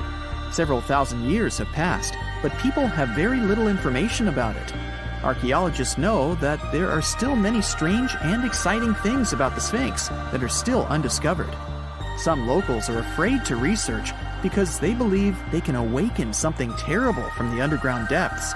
Therefore, it's mostly scientists from other countries who conduct the excavations. In 1998, scientists discovered strange tunnels leading to empty rooms under the Sphinx. They realized that some people tried to get there through tunnels in the past, and maybe those people took all the treasures that were there. One of the legends says that some powerful artifact lays beneath the Sphinx. Its technology can change the whole world, but the locals are hiding it because it can damage the planet. Some believe that you can find evidence of unknown technologies painted on the granite walls in the pharaoh's tombs. But most likely, these paintings and signs tell us the myths and legends of ancient Egypt. But what if Egyptian symbols and drawings are detailed instructions for using ancient technologies? What if the locals that lived at that time thought, people in the future won't be able to get energy themselves. Let's leave some detailed instructions for them. Anyway, there are many riddles and theories. In reality, the search for answers is a dangerous undertaking, since it's not easy to get into the underground halls. Excavations can ruin the structure of the entire Sphinx. Any person inside the tunnels may get lost and never be able to find their way back. Besides, it costs a lot of money. Now, what would be awesome is if people could invent some device that could scan underground areas and show their detailed models. A comfortable abode with a gorgeous view of the Mediterranean Sea will serve as a perfect rain shelter. Well, this is what a real estate advertisement might have looked like for Neanderthals 100,000 years ago. Welcome to the weird and wonderful caves you could live in, or not. Of course, back then, neither real estate and advertising had been invented yet. Never mind the fact that Neanderthals couldn't build houses and often lived in caves. Yet, one of those caves looks an awful lot like a residential building. It's situated inside a high limestone cape called the Rock of Gibraltar. If the Neanderthals had had an economy, the caves inside this rock would have cost a bundle. Navigators discovered it in 1907. They just spotted a big hole inside the fortified rock. For many years, scientists have studied this place and found some traces of Neanderthals. They discovered ancient tools in the cave and bones of old animals. But the coolest thing was, they found 4 caves inside the rock. It was like a residential complex. Neanderthals lived alongside neighbors and helped each other hunt and fish. They created feather decorations and painted abstract drawings on the walls. Imagine our ancient predecessors hanging out in these caves 100,000 years ago. And now, scientists hang out there and study the primeval past of Neanderthals in detail. At the end of 2021, archaeologists uncovered a gap inside one of the caves leading to an unknown tunnel. They crawled through this hole and opened a new space under the cave roof. This place has been closed off from the outside world for over 40,000 years. And it seems it was one of the most prestigious apartments in the entire mountain complex. It has high ceilings with ancient stalactites. The ruined stone curtains divided the apartment into several rooms. Scientists also found the remains of ancient animals and scratches on the walls. It seems that Neanderthals had never lived here, but they used to visit this place. Archaeologists found the shell of a sea snail called dog whelk. One of the Neanderthals brought it here for some reason, but the primary owners of this place were hyenas. These caves show that Neanderthals were closer to humans than to monkeys. They had a way of life and even some customs. There's still a lot of work ahead, and scientists hope to find new rooms inside this rock.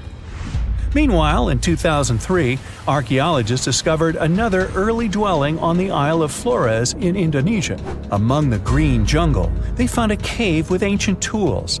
At first, everyone thought the human ancestors lived here, but then scientists discovered an unusual skeleton of an adult. A thorough analysis showed the skeleton belonged to a 30-year-old woman, 3.5 feet tall, just above the waist of an average adult. The woman's weight was equal to the weight of an adult shepherd.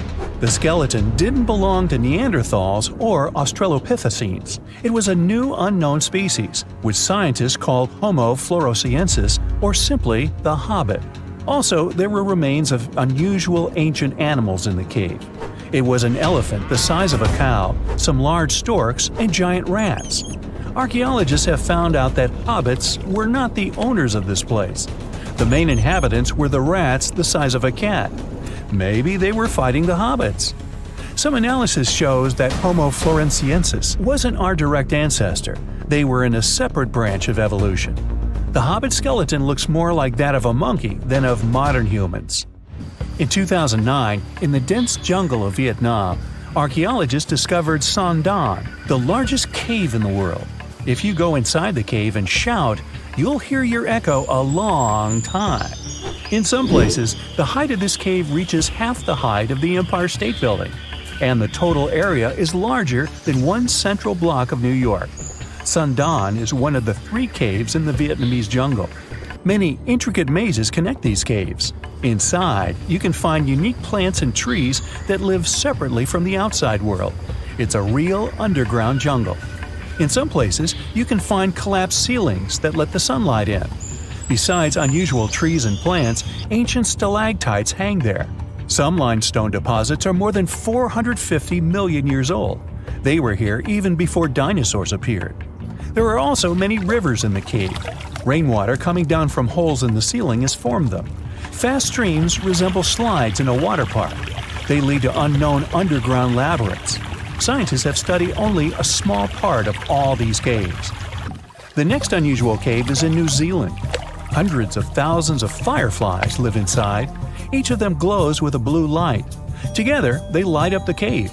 It may seem to you that you're on another planet, but you can't stay there for a long time. Special air measuring devices are everywhere. Scientists monitor the level of carbon dioxide necessary for the normal existence of fireflies. These insects are sensitive to the environment. If there are many people in the cave, or they stay there too long, the park staff will ask them to leave the place. It's like you're literally stealing oxygen from the fireflies. We've seen some pretty amazing caves so far, but how about a scary one? We're going to the desert of Yemen's Al-Mara province. What we're looking for is not a cave, it's just a black hole in the ground, right in the middle of the desert. It's big, the size of a basketball court. It's not its size that could scare you, but what's inside. Scientists are still not sure what it is. From the depths of this black abyss, a disgusting smell of rotten eggs constantly comes out, and sometimes you can hear some strange, frightening sounds. The blackness of the giant hole in Yemen absorbs all the sun's rays, so you won't see what's there even with a powerful flashlight. People flew over this place by helicopter. They filmed using drones and the most powerful lenses, but they didn't catch anything except darkness.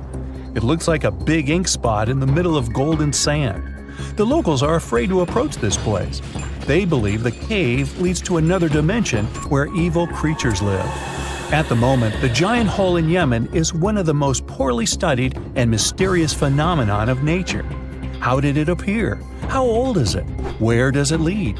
Scientists are trying to find the answers to these questions. There are theories that the hole appeared because of construction work. Geologists drilled the soil nearby in search of minerals. It could have caused fluctuations in the Earth's crust and collapsed the surface. But no one can prove this theory, yet. And now, imagine a place where sunlight has not penetrated for more than 5 million years. There's little oxygen, and it's cold and damp. Still, life is born in this place, not only microbes and bacteria, but also something bigger. The living conditions in this cave are very different from the usual ones, so, in a sense, this cave is like another planet. It's the Movil Cave in the southeast of Romania, near the Black Sea. The entrance is a small hole in the ground. Inside, a tunnel leads deep below the surface. The levels of hydrogen sulfide and carbon dioxide are above normal inside the cave. The air here is half as much oxygen as on the surface. People can't be here without an oxygen mask, but other creatures living here can. The cave is home to 48 species of living organisms. 33 of them are unknown. Here you can meet some unusual insects, white snails and white spiders, millipedes with huge whiskers, transparent shrimp, and unique species of leeches. They all live here thanks to the little bacteria autotrophs. They absorb carbon dioxide and release food particles. Bacteria feed on it. Other larger organisms feed on these bacteria, and some bigger organisms eat those little ones. In the end, everyone gets food. In this cave, evolution has created a biological system separate from the rest of the world. There's this interesting ancient site near St. Louis, Missouri, that a lot of people don't know about. It's called Cahokia, and it used to be a huge city with up to 20,000 people living there back in the 11th century. It's full of these massive earthen mounds that were built by hand, and the biggest one is still there today, at the Cahokia Mound State Historic Site. Even though we don't know everything about this civilization, researchers have been able to piece together some information from the remains they've found. For starters, they found some pretty old teeth at this site. After studying their appearance and structure, scientists suggest that a lot of different indigenous groups lived there. About a third of them came from other areas in the middle of the continent, which they figured out by studying the different levels of various substances in the teeth. And get this, the way the mounds are arranged shows that this was actually a planned-out city, not just a bunch of villages grouped together. The rulers lived on top of the mounds, while everyone else lived in other structures. It's amazing to think that they were doing things like farming, hunting, logging, pottery, and weaving, all within this one giant city. Right in the middle of Cahokia, there was this giant mound that was about 100 feet tall, and around it, there was this huge wooden fence. Inside the fence was the city center, which had a big open space called a plaza. Archaeologists think that the plaza was designed to represent the 4 cardinal directions of the world. It was like the people who built it wanted to create a place that was in harmony with the universe. The center of the city was where they held ceremonies and events, and it was such a big deal that people from outside Cahokia would come to be a part of them too. What became of this city? Hard to tell. Some people think that the reason it fell apart is that they cut down too many trees and the land got all messed up. Other scientists believe that's not true, because the soil was still in pretty good shape after the city was gone. The Europeans were not even around at that time, so they couldn't have influenced the downfall of Cahokia either. There's also one theory that suggests there were fights with other communities that caused the city to collapse. These days, there are over 65 preserved mounds, and you can even climb the steps of the tallest one. The best part is that local authorities are thinking of making it a national park, so you should totally plan to visit before it gets too crowded. Mohenjo-Daro is another lost ancient city that's still surrounded by mystery. Located in modern-day Pakistan, it was a city that flourished during the Bronze Age, and it was extremely advanced for its time. It had things like water systems and fancy architecture that other cities didn't have back then. Despite these features, it's not as well known as other ancient cities, like those in Egypt or Mesopotamia. What's even weirder is that at some point, the city was abandoned, and no one knows why. Archaeologists found the city in 1911, but it took a while for them to realize how important it was. Eventually, they uncovered a lot of really interesting things about the city, like its advanced sanitation system. Excavations uncovered over 700 wells, as well as private baths and a large communal bath. Remarkably, even private homes had toilets, and waste was efficiently disposed of through a citywide sewage system.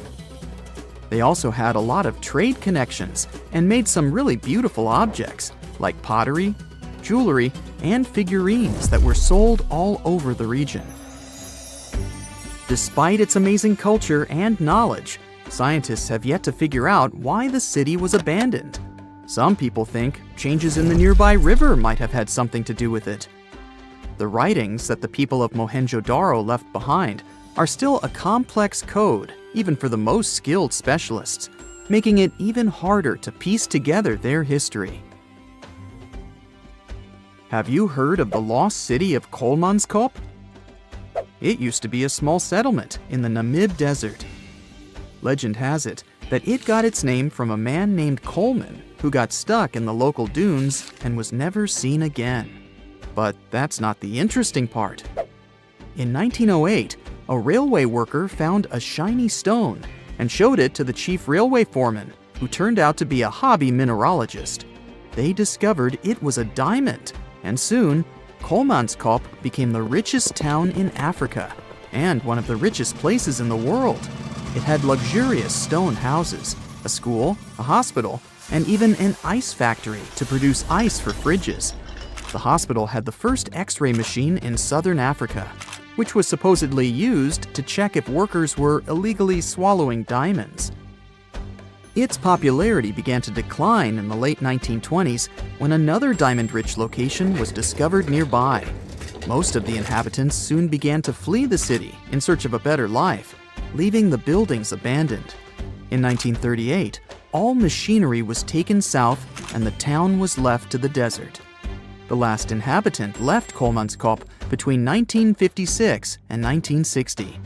The hot climate and low humidity have preserved the structures over time, and tourists can now visit this desert ghost town. You've surely heard about this next ancient city, Machu Picchu. It's this incredible ancient location in Peru. It stretches across a huge piece of land in the Andes Mountains and sits high above sea level. It's even considered one of the wonders of the modern world. But here's the thing. Scientists aren't exactly sure what it was used for. It could have supported up to 750 people, but there aren't a lot of human clues left behind. Some people think it was more of a spiritual or ceremonial place, while others believe it may have been like a fancy spa retreat for the nobles. The extensive terraces might mean it was used for crop testing or as a trading hub. And there's even a theory that it was used as a prison because they found a cell-like area too. It's amazing that even today, archaeologists and historians are still puzzled about how it was built. Did you know that they probably didn't even use wheels for transportation? And those massive granite rocks were somehow pushed up the steep Andean mountains, even though most of them weighed a lot. Some historians think that hundreds of people worked together to push each rock up the peak. The huge stones at Machu Picchu are also so close together that you can't see any cracks between them. It's pretty cool because it also makes the area safe during earthquakes, which is important since Peru is a shaky country. But how did the stones stay put during all those quakes? They actually move a little bit, but then they go back to their original spot, almost like they're dancing. Some people think wet wooden wedges were used to keep them in place, but that doesn't really add up, considering how big the structures are. Locals back then also seem to have built Machu Picchu without using any pack animals or iron tools. They had to sculpt and put everything together using mostly their hands.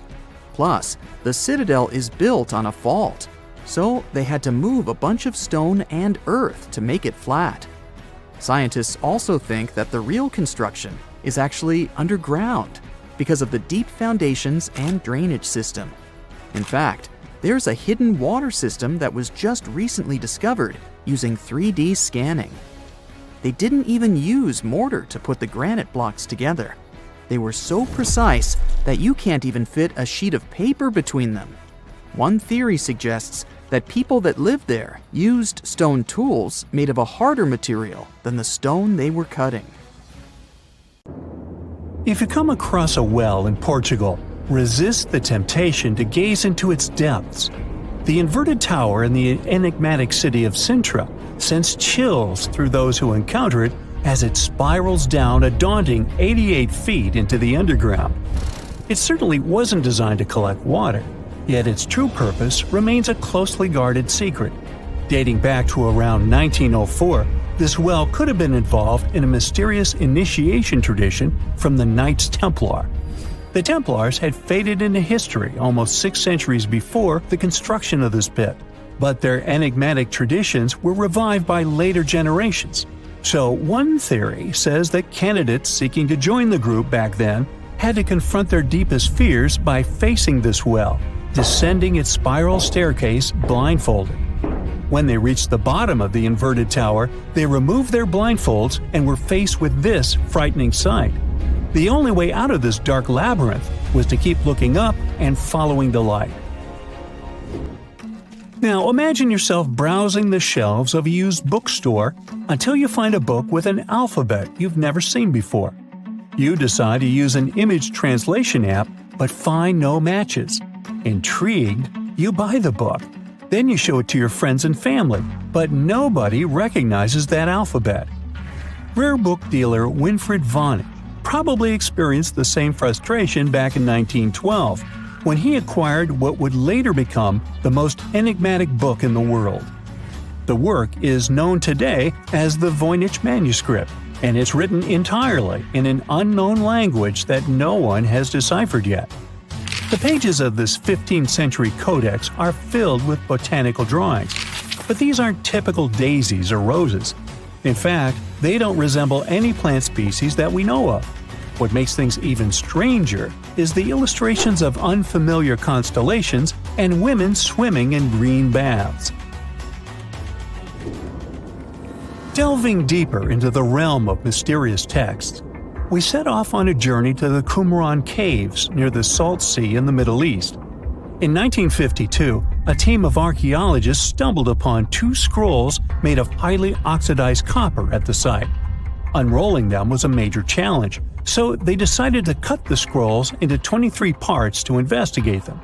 Imagine their surprise to see Hebrew words like gold and silver popping up.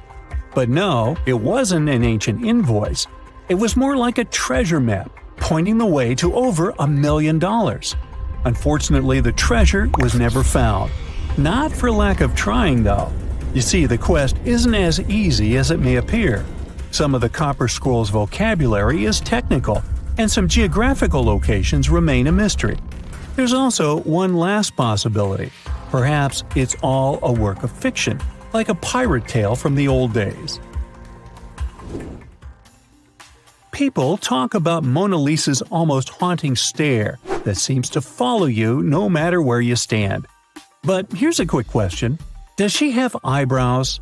You got it right if you said no, and her complete lack of eyebrows adds another layer of mystique to her gaze.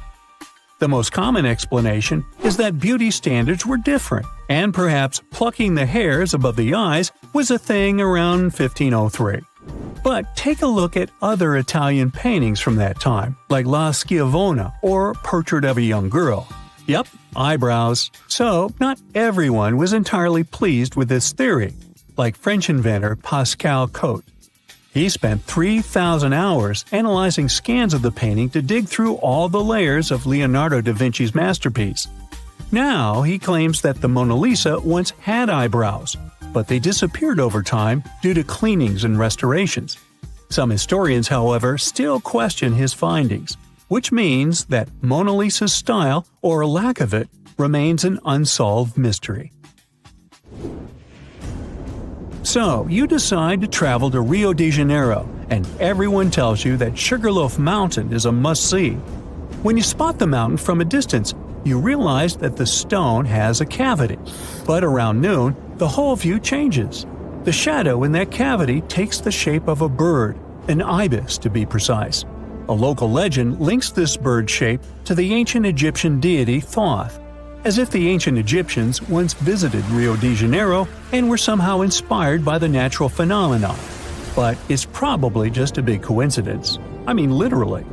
The real mystery, however, lies in the waters around Sugarloaf Mountain. In the 80s, archaeologist Robert Marks got a tip from locals about a treasure hidden beneath Guanabara Bay.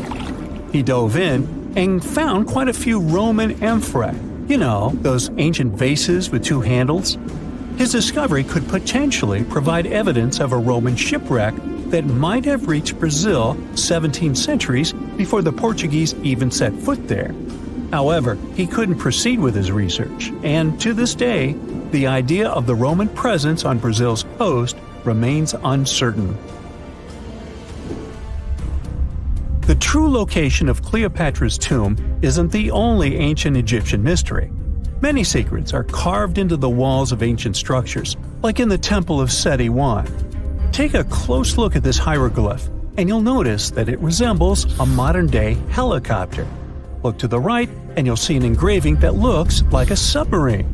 Odd, right? The most reasonable explanation for this has to do with the legacies of different rulers. When a new pharaoh came to power, they had their own hieroglyphs added over the original ones. But this is still a topic of debate, as some Egyptologists believe that these mysterious hieroglyphs may represent some kind of ancient technology. The same applies to the Dendera light. The image found in the underground passageway of the Hathor Temple is a subject of significant controversy in Egyptian history. Some researchers suggest that the inscription simply represents a rising sun, while others interpret it as evidence of some kind of modern lighting system. And it does indeed resemble Crookes' tube, one of the early experiments with electrical discharges. Although there's no concrete evidence of ancient Egyptians having modern electricity, some historians believe that this theory could help explain why many discovered tombs don't have any residues left behind from the use of oil lamps or candles. A lot has been said about the mysterious pyramids of Egypt, but many people tend to forget that other inexplicable structures had already existed even before them. Our next stop takes us to Turkey. The top of a hill known as Göbekli Tepe, near the city of Urfa, holds an ancient secret.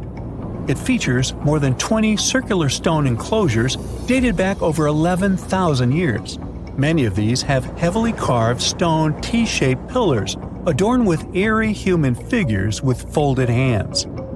The most accepted theory is that it's the world's first temple, likely used for rituals or social events.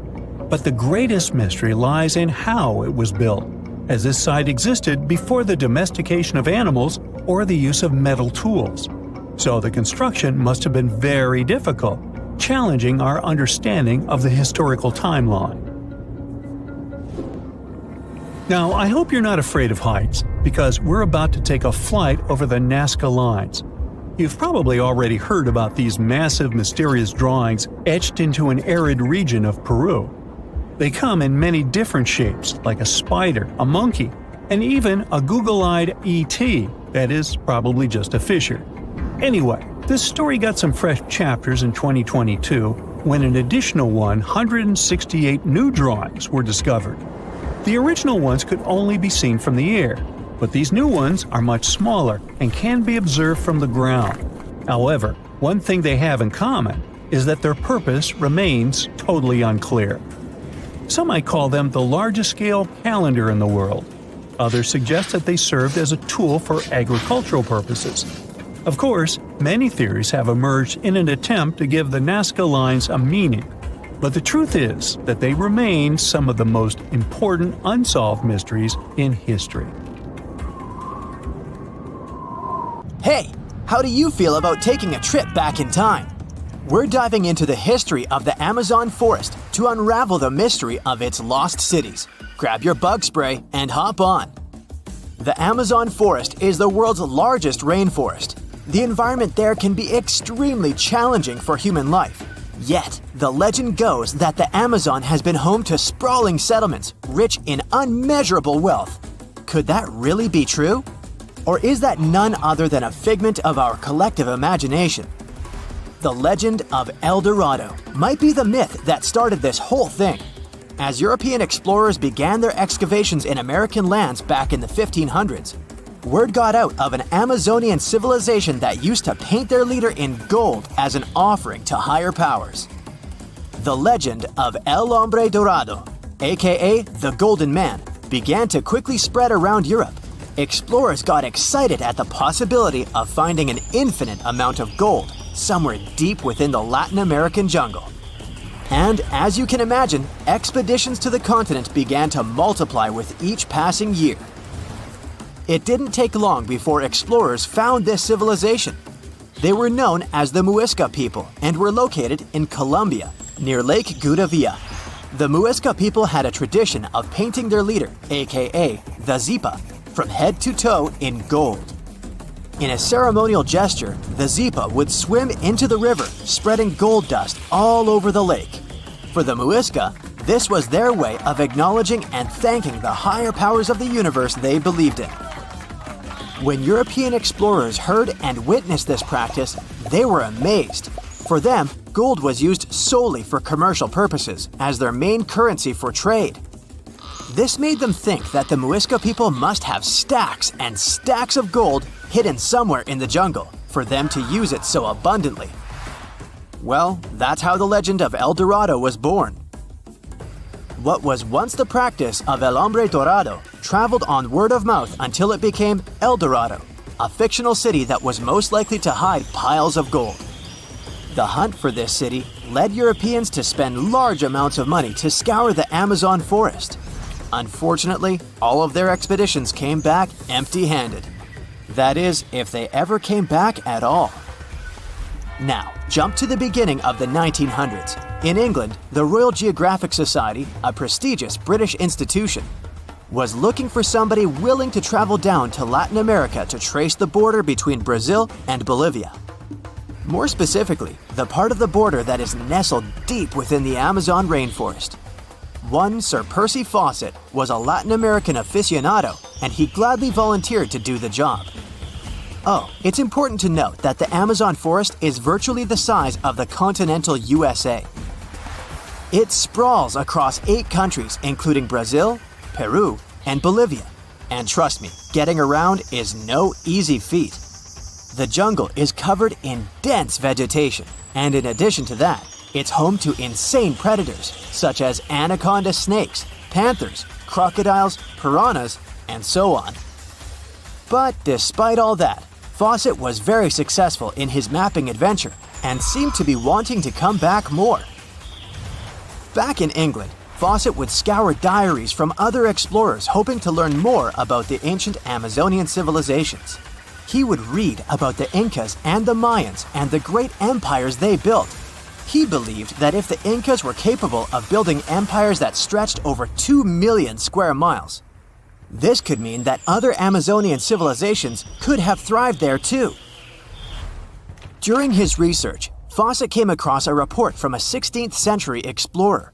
The report told of a city deep within the Amazon forest that held unimaginable quantities of minerals. A town that stretched for 15 miles without any space from a house to house. This report fueled Fawcett's imagination to a new extreme. From then on, he became obsessed with finding what he called the lost city of Z. Over years, Fawcett searched the Amazon forest, usually looking for stone ruins that could possibly indicate human settlements. On his later expeditions, he focused on exploring the state of Mato Grosso in central Brazil. He would travel from Europe and into the lower region of the Xingu River. The trip to the Xingu would take him around 14 days on foot. Then, he would set sail in small wooden boats accompanied by local indigenous leaders that knew the region better than anyone. How he communicated with the indigenous population is still a mystery, since they only spoke in local dialects. Some scientists believe that this could have been the real reason why he never found the city. They believed he wasn't able to communicate what exactly he was looking for. And this was not his greatest difficulty. As we've said before, Amazon is not a kind place for its visitors. In his diaries, Fawcett tells of encounters with a 60-foot-long anaconda, which he bravely survived. He writes of endless sleepless nights and waking up with his hands and feet swollen from mosquito bites. Some of his peers said he was invincible and tireless, but the day came during his 8th expedition when he didn't make it back home. Fawcett disappeared without leaving any trace behind. Some even suspect that he was close to reaching his lifelong goal. On the day of his disappearance, he sent an optimistic letter to his wife saying there was nothing to fear, and that he was setting out on a certain final search. Fawcett's failed attempt to find ruins seemed to support what had become a consensus among experts at the time, that this rainforest was too inhospitable to support large, complex societies, let alone cities. Experts were convinced that the Amazon's lost cities were nothing more than fiction. That is, until the 1960s, when modern research began to find evidence that suggested otherwise. Scientists discovered patches of extremely fertile soil. They called it Black Earth. And apparently, they found lots of it in the Amazon, especially alongside rivers. Further research even showed that such soil was created by human waste or the intentional burning of forests, which adds nutrients to the soil below, which could only mean bingo! The discovery of Black Earth was the evidence that large-scale agriculture was possible and probably did exist amidst the Amazon, confirming that settlements could have formed there after all. In the 1990s, along the Xingu River in Brazil, a team of archaeologists from the University of Florida made a remarkable discovery. Working alongside local indigenous people, they found very long ditches.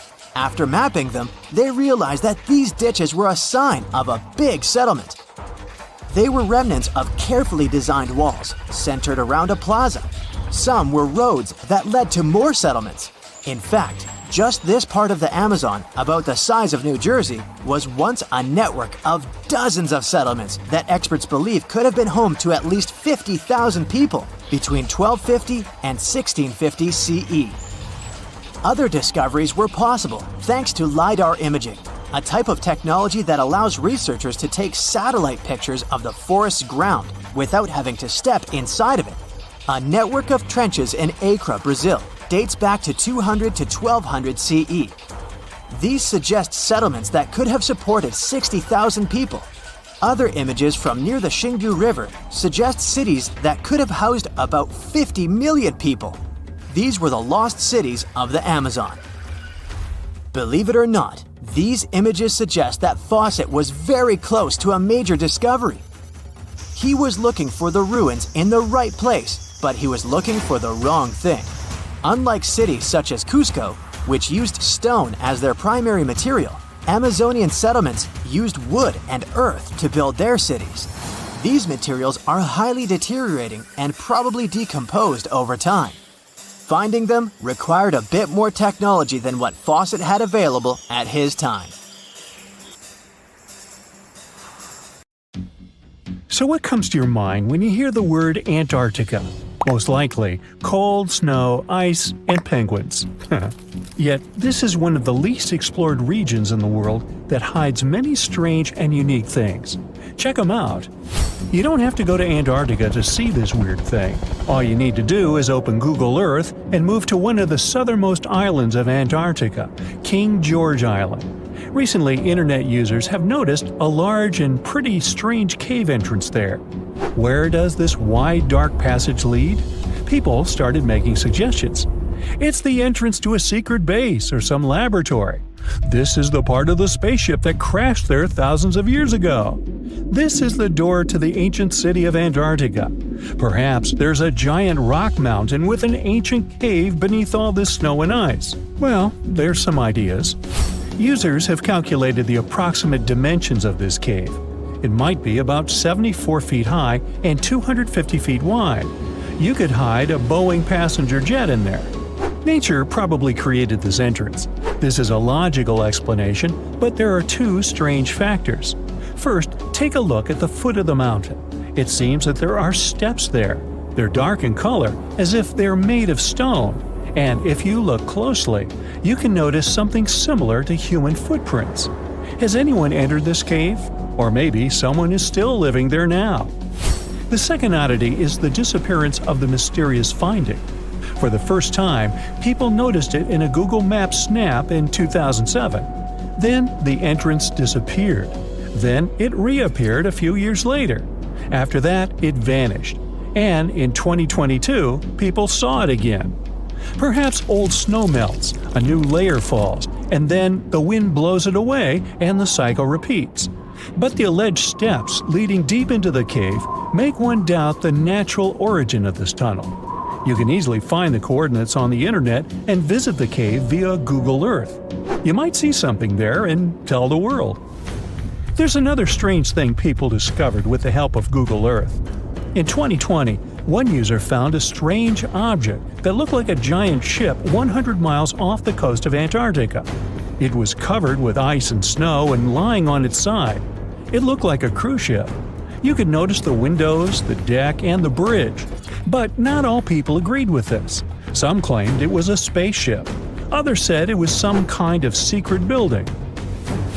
The user who first noticed the ship stated that its size was about 400 feet, which is the perfect length for a passenger vessel. But what is this ship doing in such a remote place in the middle of a glacier? How did it get here? Who was its captain? No one has found the answers to these questions yet. In 2016, people using Google Earth discovered a photo of an unknown sea monster floating off the coast of Antarctica. This creature resembled a giant squid with a length of about 200 feet.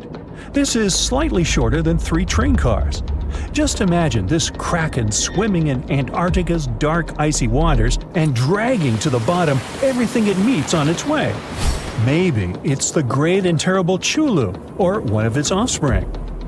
You will quickly notice this blood-red waterfall among Antarctica's endless, dazzling white landscapes. Don't worry, it's not blood. For many centuries, the waterfall has been painting snow in a bright red color. The stream flows straight out of a white iceberg. Let's look inside and find out what's happening there. Millions of years ago, there was a small crystal-clear pond, but then a glacier formed around it. A thick layer of ice and snow blocked sunlight, heat, and oxygen access. For millennia, the reservoir remained in this cold vacuum. But at one point, the water made a hole in the icy wall and broke out. When this salty water comes into contact with oxygen, it immediately turns scarlet or rusty. Antarctica is the only place where you can find such a unique natural phenomenon. One of the driest places on Earth is located in Antarctica. It's one of the most lifeless deserts in the world, the McMurdo Dry Valleys. In this desert, you won't see the scorching sun, hot sand, and cacti. A desert means a place with a lack of precipitation and life. The McMurdo Dry Valleys meet these parameters. But this place is also unique for Antarctica, since you won't find glaciers there. Despite the frost, ice can't form in the desert because it hasn't rained for millions of years there. It also never snows. A strong wind coming from the mountains reaches speeds up to 200 miles per hour. It would be difficult for you to stay on your feet there. The wind is filled with moisture. It heats up and evaporates all the liquid and snow in the desert because of its high speed. Only dry air reaches the ground. But you can find several lakes there. They don't freeze, only thanks to the high concentration of salt. The water is so salty that large life forms can't develop there. But scientists have found microscopic organisms near the lakes. 20 million years ago, Antarctica was filled with swamps and trees and swarming with insects and animals. But now, it resembles the surface of Mars, literally. Scientists and astronauts are exploring such regions as the McMurdo Dry Valleys, since the natural conditions there are similar to those on the Red Planet. So, before you go to Mars, you can practice living in similar places on Earth. Also, scientists discovered an underwater world in the Antarctic filled with hundreds of amphipods, crustacean animals similar to shrimp. Wait a minute, it happened in the Antarctic? But the McMurdo Dry Valleys are located in Antarctica. Well, the words are very similar, but what is the difference? Oh, and don't forget the Arctic. The Antarctic is the region in the southernmost part of Earth that houses the continent of Antarctica, and the Arctic is another land altogether. They have the same natural conditions, frost, ice, and snow, but they're located in different parts of the planet. The Arctic is at the North Pole, Antarctica is at the South Pole. Now, back to the discovery. Scientists put forward theories that the ice of the Antarctic hides a vast network of freshwater rivers and lakes. And in 2022, they found a new ecosystem. Researchers explored the Antarctic Ross Ice Shelf and its underwater rivers. This is a massive piece of ice floating in the ocean. A team from New Zealand used a special drilling rig equipped with a hot water supply to drill a hole 1,640 feet deep. That's more than the height of the Empire State Building. Then, they lowered some video cameras and saw thousands of crustaceans swimming in different directions. So it seems they're very unorganized. In the waters of the Antarctic, you can also meet some of the scariest creatures on the planet. These are sea spiders. They got this name because they resemble land spiders, but they're actually a species of marine arthropods. And unlike land spiders, those in the ocean are much larger. They look like 8 strong legs without a body. One such spider can be a dinner plate in width. Some of them have no eyes and have proboscises instead of jaws. Sea spiders are poorly studied because they live in deep, cold waters. Antarctica hides many little-known animals. There are long tunnels in its glaciers leading to scary darkness. On this cold continent, people have found the remains of giant dinosaurs and other ancient creatures, such as the ancestors of modern ducks. Many underground rivers and lakes hide unexplored wildlife. Even the ice here can be weird. Take a look at these striped icebergs. They have blue, black, green, and turquoise shapes. The color depends on the conditions of the water during freezing. For example, green lines appear because of algae, blue ones form when the water freezes too quickly. Okay, I'm freezing. Time to go thaw somewhere warmer. Hawaii. Yeah. There are many myths around arguably the greatest structure ever built by humans, the Great Wall of China. Some say it's so grand that it's visible from space. Others claim that you can see it from as far as the moon. Other theories suggest that the builders of the wall were left inside. Well, sorry to disappoint you, but all these impressive stories are just myths. But even with those stories busted, the Great Wall of China is an impressive and truly breathtaking structure. So let me tell you its true story. Today, China is one of the most populated countries in the world, counting as many as 1.4 billion residents. It's also one of the oldest nations in the world. It has 3,500 years of continuous written history, but the civilization existed long before that. There is a theory that while the European continent, for example, was most likely reached by humans from Africa, China wasn't populated by settlers that came from somewhere else. Some people believe that the Chinese civilization got formed from local Stone Age people, who lived on the territory since the prehistoric period. So now, the Great Wall of China. It's truly big even by today's standard, stretching for over 13,000 miles. To imagine it better, it's almost 5 times the distance between New York and Los Angeles, or even a bit greater than the distance between the North and South Poles. Even in modern times, people have never built anything close to this big. Of course, it didn't take a day to build the Great Wall of China. 2, keep going. In fact, the wall was being built for centuries. Maybe you know that ancient cities had walls around them to protect themselves from invaders. Yes, Chinese cities had them too.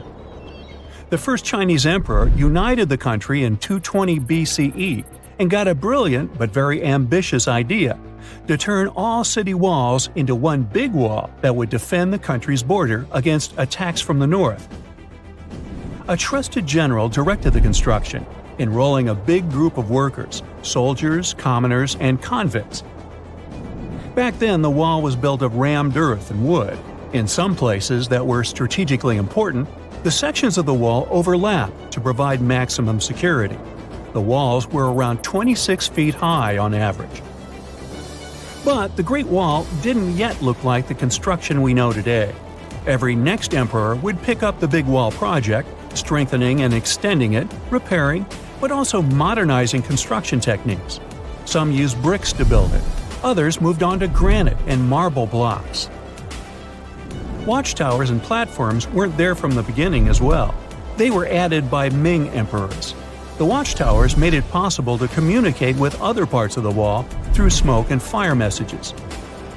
So, the wall is quite inconsistent in terms of material, but it only adds more charm to the construction and shows how much effort and time it took. The reasons why some parts of the wall have been standing for centuries and are still in good condition is glutinous rice flour. Turns out, this sticky rice mortar is almost like cement. It's very strong and waterproof, sealing the bricks so tightly together that even sneaky weeds can't grow between them. You may also notice that some bricks have writings carved on them. They were left by the workers who were building the wall. The purpose of those writings is quality assurance. They contain such information as location, quantity, and responsible officials. So, in the case of some problems with the quality of materials or constructions, it would be known who should be held accountable for it. Recently, a research group has looked through official historical documents of the Ming Dynasty that ruled China from the 14th to the 17th centuries. They came across records of secret doors in the Great Wall, so they decided to find them. They used a flying robot to capture continuous centimeter resolution photos of the wall. They photographed 90% of the wall that was built during the Ming Dynasty and discovered the remains of over 220 secret doors along the wall. Some of them have a specific width and height that allows only one person to go through. Others are large enough to allow 2 horses to pass at the same time. Why are the doors there? Well, the Great Wall's main goal was to protect the country from the enemy. Building doors that could let the enemy in would undermine the whole point of having a wall. So, of course, the doors were secret passages. They perfectly matched the surroundings topographically, and the exit on the outside was camouflaged with bricks so that it was almost completely indistinguishable from the brick wall. The wall was never just a defensive wall, and it was never completely closed. It could be opened on demand. It was also a structure used for trade and commerce, communication between inside and outside the wall, and of course, for defense and spying. Some doors were used for trade with the other side. Through smaller doors, a person would sneak out to spy on the enemy that lived on the other side. The hidden gates were also useful for a sudden attack. As you remember, some gates were camouflaged with brick on the outside. The exit was so indistinguishable that the enemy had no idea exactly where it was located. The inside entrance for Chinese soldiers was hollow, so they could walk through the wall and break the camouflaged exit gate from the inside, starting their surprise attack. Now, even though the main point was to prevent outsiders from getting into the city, the wall wasn't too effective on that matter. It could still be climbed over or marched around. So the wall was being watched at all times, and the guards gave signals to the troops if they saw the enemy approach. Also, the wall provided more time to mobilize and bulk up the country's forces or lure the enemy troops into a difficult strategic position. The construction stopped at the end of the 19th century. The wall lost its strategic and military importance due to technological advances. Over the centuries to today, only 8% of the Great Wall is in good condition, and the rest is damaged. Also, around 1/3 of the wall has disappeared without a trace, due to both natural erosion and human damage. I guess you could say it's now just a pretty good wall. As you remember, the first parts of the wall were built out of rammed earth and wood. These are not the most unfailing materials if we're talking about thousands of years.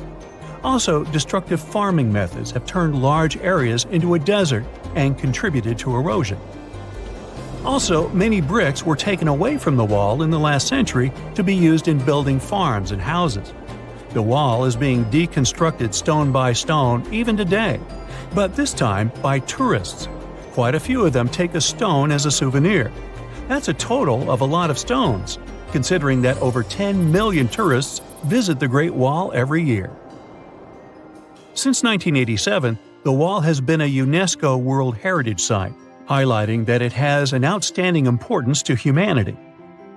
The wall is one of China's 56 World Heritage Sites, second place among countries with landmarks protected by UNESCO. Who's first, you ask? Well, the top spot, with 58 World Heritage Sites, belongs to Italy. And do you know that the wall isn't only a famous tourist attraction, but also the location of the Great Wall Marathon? It's a marathon that was established in 1999 and is one of the most challenging ones in the world. You guessed right, people run along the wall, including all the steps.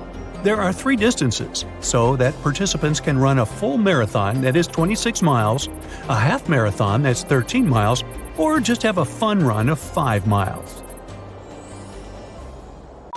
If someone finally invents time travel and you hop on a trip to the past, you won't recognize many of the things you know and love today. The Statue of Liberty and the Egyptian pyramids, some basic gadgets like the remote control and your laptop, and even the corn you have for lunch have all changed beyond recognition. When the pyramids were originally built in ancient Egypt and Giza and other places, they didn't look sandy brown at all. All of them were covered with white limestone. If you had seen them under the hot African sun, you'd have to look away. That's how smooth and shiny they were. Builders used around 6 million tons of this material for the Great Pyramid of Giza alone. It's the largest one you can still see on your trip to Egypt. The local rules were quite a thrifty crowd, and they reused some of the casing stones for other construction projects. A massive earthquake in the 14th century has also loosened some of the stones, so you won't see a lot of limestone, but some of it is still there, on top of the Pyramid of Khafre in Giza. It looks like it has a second peak on top of the first. In ancient times, all pyramids used to have capstones called pyramidions, covered in a mix of gold and silver. Most of them have been lost over the centuries, but you can still see a few of them at museums. They show images of Egyptian deities. The pyramids were probably modeled after a sacred pointed stone, the benben. It represented the rays of the sun. Now, lifting heavy rocks wasn't so simple without the tech we have today. I guess you'll agree with me if you helped your friends move at least once, and they made you carry the couch. But those smart Egyptians of the past thought of that and chose the pyramid shape. It lets the weight distribute evenly throughout the whole thing. The Statue of Liberty has also had a major makeover since it was first unveiled in 1886. Believe it or not, it used to be a shiny brown color, just like a penny. 20 years later, it changed its color to green. It wasn't a fashion statement, but a chemical reaction. The statue is covered with hundreds of thin copper sheets. When copper reacts with air, it naturally forms a protective layer called verdigris. This layer protects what's under it from corrosion and that's why statues and other things made of copper, brass, and bronze can last so long. When Lady Liberty first turned green, people in authority decided it would be a good idea to paint it all over. It was way before social media, so you couldn't just drop an angry comment under the post describing the idea. But they wrote about it in the local newspapers, and the public didn't love the idea. Then the Times interviewed a copper and bronze manufacturer, and he confirmed they shouldn't repaint it, because removing the protective layer would mean destroying the statue. Over the years, people have suggested painting Lady Liberty several times, but no one has ever done it. I don't know about you, but I can't imagine that lady in any other color, so I guess it's for the better. You love bananas as much as I do? Next time you enjoy a juicy soft one, remember you gotta thank selective breeding for that texture. The original wild bananas had many large, hard seeds and not so much delicious pulp. And hey, who doesn't like a sugary watermelon?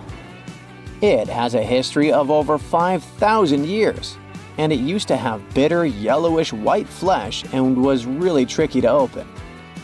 Selective breeding saved the day again, and watermelons got way sweeter.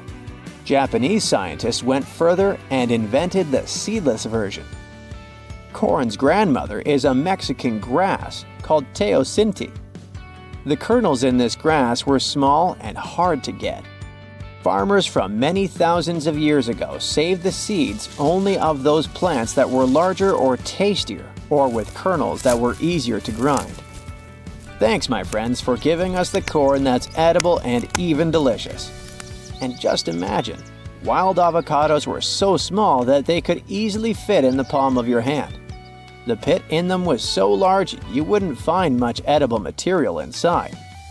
They also had a much harder shell than the ones we're used to. You probably wouldn't get a lot of work done without your beloved computer today, but I can't tell you exactly whom to thank for this invention. The ABC from 1942 is one of the contendants for the title of the first computer. It's short for the Atanasoff Berry computer, named after its inventors at Iowa State University. The ABC weighed over 700 pounds. Yep, yours must be way lighter than that. That big boy consisted of around 300 vacuum tubes and had a rotating drum, a little bigger than a paint can, and had small capacitors on it. A capacitor is a gadget that can store an electric charge, like a battery. The ABC could solve problems with up to 29 different variables to help scientists save some time. Like modern computers, it used binary digits, ones and zeros, to represent all numbers and data. Because of that, it was possible to do the calculations electronically. And now, my favorite part, the ABC finished one operation about every 15 seconds. Just for you to compare, it's millions of operations per second now. Unlike the tech we use today, the ABC did not have a changeable stored program, so the program could only do a single task at a time. An operator had to write down the intermediate answer and then dial that back into the computer. Sounds like another reason to be happy we live in the 21st century. That remote control you use for all sorts of appliances has gone a long way too. Nikola Tesla, who gave us alternating current, designed one of the first wireless remote controls back in 1898. He named his invention teleautomation and demonstrated it on a miniature boat controlled by radio waves. The boat had a little metal antenna attached to it. Tesla sent signals to the boat using a box with a lever and a telegraph key, which was his version of a remote control. Those signals set electrical contacts on the boat into motion and moved the rudder and the propeller, and Tesla was controlling the boat. The concept of the remote control soon spread to other gadgets. The first television remote control followed in 1950. It was designed by the Zenith Radio Corporation called LazyBone. Don't take it personally, please. This LazyBone had a massive cable that was attached to the TV set, and those who tried it didn't fall in love with the invention because they tripped over that cord. I feel your pain, my friends. If you live or work on one of the top floors, you gotta love this one. Meet the first passenger elevator. It traveled at the speed of 40 feet per minute. Not the fastest, I know, compared to today's record, which is 40 feet per second. But hey, it was built back in 1857 in New York and was more of a tourist attraction than a necessity. The elevator had a steam engine hidden in the basement of a 5-story building. 3 years later, they shut it down because the public didn't appreciate it. Otis Tufts filed the first patent for a vertical railway around the same time. His invention included an actual car with a bench inside for people to sit on. Sounds like a great spot to hang out with friends to me. What do you say? Then they started adding elevators to luxurious hotels around the world. They were entire rooms with a rich design, upholstered seats and mirrors on the walls, and sometimes even a small chandelier. There was an obligatory operator who'd close the door and the car would start its super slow ascent. It was still more about style than about speed, so I guess I'd choose the stairs. The story goes that two Mayan twin boys loved to play ball. Sure, they were really good at it, but they also made a lot of noise when playing. The lords of the underworld soon became bothered by the sound and summoned the two boys to the underworld, a place the Mayans called Xibalba. As soon as the boys reached their gloomy destination, the lords of the underworld began putting them through a series of tests. Soon enough, the inexperienced twin boys failed the tests and lost their lives. But this was not in vain. This sad event resulted in the appearance of a beautiful fruit tree. Soon enough, a young woman saw a beautiful fruit on this tree and reached up to pick it. Legend has it that soon after that, she gave birth to another set of twin boys named Hunahpu and Xibalba. Just like their ancestors, these twins were great ball players, but they were equally as loud, and the lords of the underworld became annoyed again. They decided to ask this pair of twins to come to play a game in the underworld, hoping to get rid of them too. When the twins arrived, the lords sent them through a number of frightening places. The first one was the House of Gloom, which was very dark. They then passed through the House of Knives, where they had to avoid getting injured. The twins then built a fire in the House of Cold so that they didn't freeze and ran through the House of Jaguars, where they tricked the animals into not eating them. Finally, they entered the House of Bats, where they seemed to have lost their luck. One of the bats managed to run off with Hunahpu's head. The lords then challenged the twins to play ball with them, but the boys were clearly at a disadvantage. Xibalba placed a turtle on Hunahpu's shoulders to make up for his lost head, and they began playing. As the lords became distracted by an animal near the court, Xibalba stole his brother's head and placed it back in its place. Much to the annoyance of the lords, the twins were now able to tie the game. Hunahpu and Xibalba continued to perform a series of tricks for the lords of the underworld. One of them involved Xibalba injuring Hunahpu and then bringing him back to life. The lords were so impressed by the twins' performance that they asked them to do the same trick on them. Of course, the twins agreed, but after performing their trick on some of the lords, they refused to revive them. Seeing what had happened, the lords of the underworld admitted defeat and begged for their lives, promising not to intervene in the lives of people ever again. Hunahpu and Xibalba were happy to have avenged their ancestors and gained the respect of the lords. Legend has it that the lords of heaven were so impressed by the twins that they took them to live in the sky by turning them into the moon and the sun. The Maya civilization was one of the most dominant indigenous societies in history, and their folklore and traditions are still discovered and studied today. They used to live in a territory called Mesoamerica. It was made up of modern-day Mexico and parts of Central America like Guatemala, Belize, Honduras, Yucatan Peninsula, and El Salvador. They lived from 1800 to 900 BCE and up to 900 to 1500 CE. Apart from their impressive legends, the Maya were very skilled inventors. They're known for their calendars, writing systems, farming methods, and sports. Their writing, for example, was found preserved on buildings and stone monuments, as well as in rare books and pottery. It's a system made out of more than 800 hieroglyphics in various combinations. Each of those signs was said to represent a syllable. Their writing system was deciphered by accident by Tatiana Proskoryakov, an American woman who initially studied to be an architect. Since she didn't find a job in her field, she eventually became a Mayanist in her own right, despite not being academically trained. She was the first to notice that the Mayan upended frog glyph meant birth, and that their toothache glyph meant the date when the king ascended to the throne.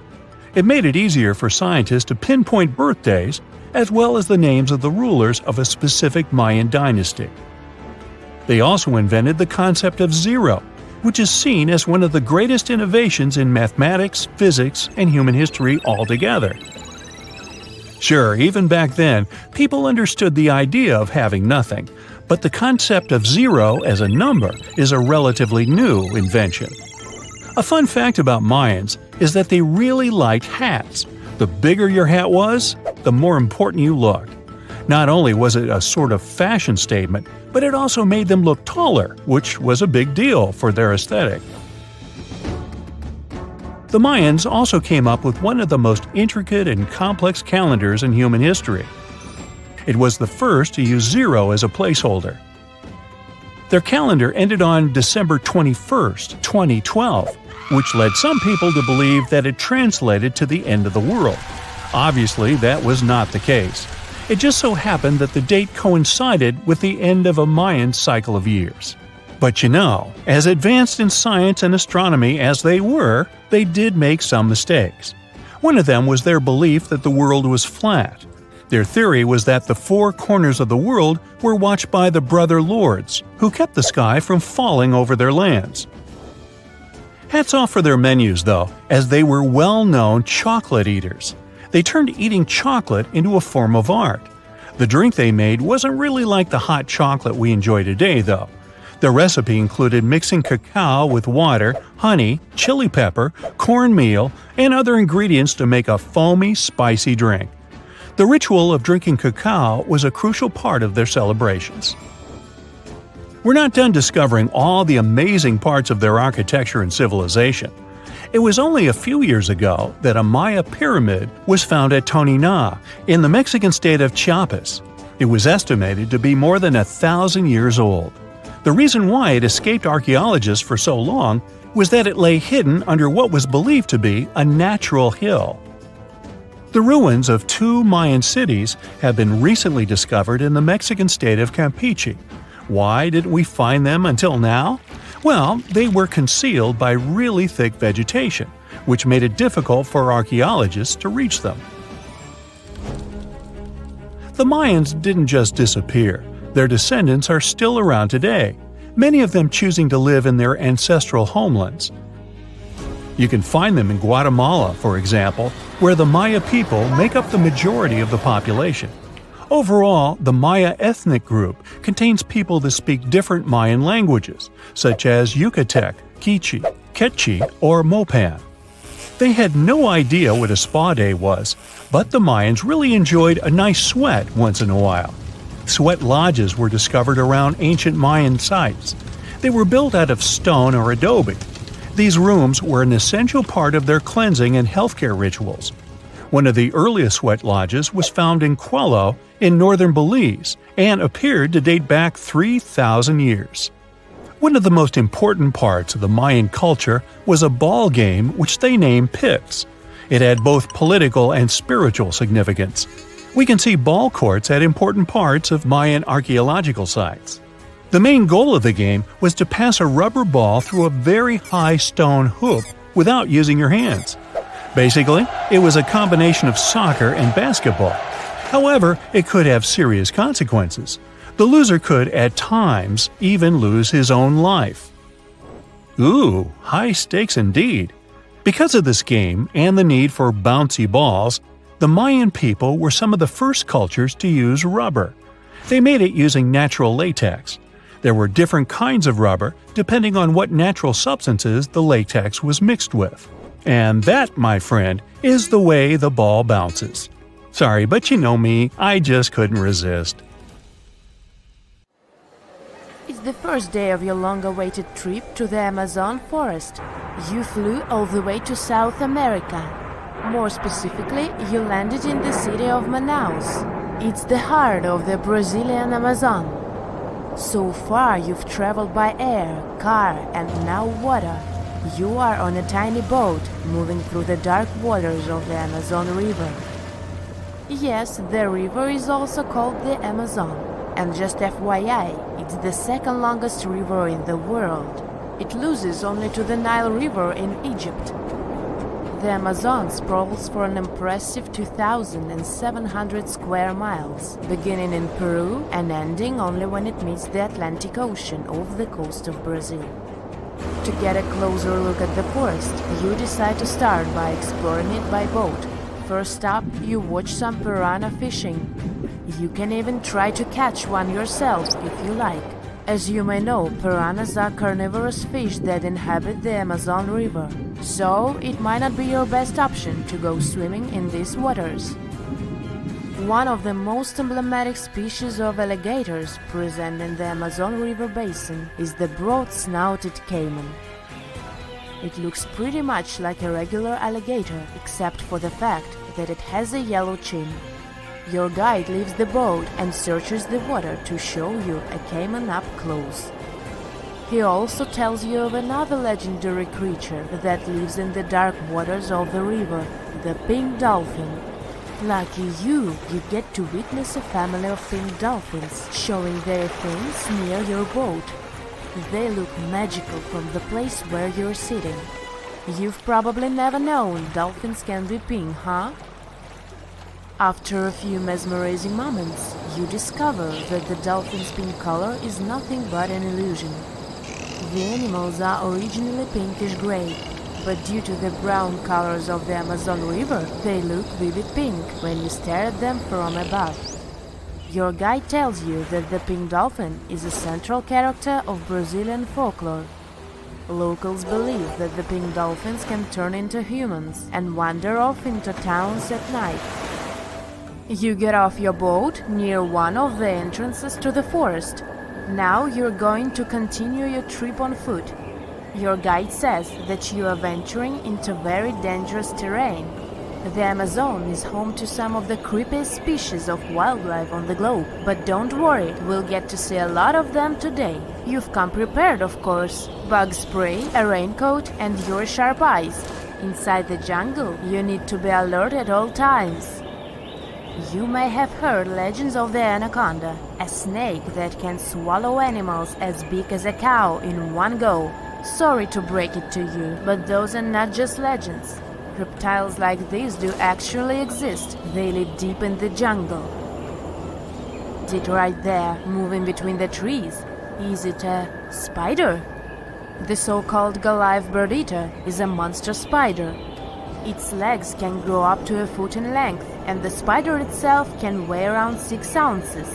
It's also known as the king of tarantulas. You shouldn't get too close, of course. It's not venomous to humans, but its bite can surely sting.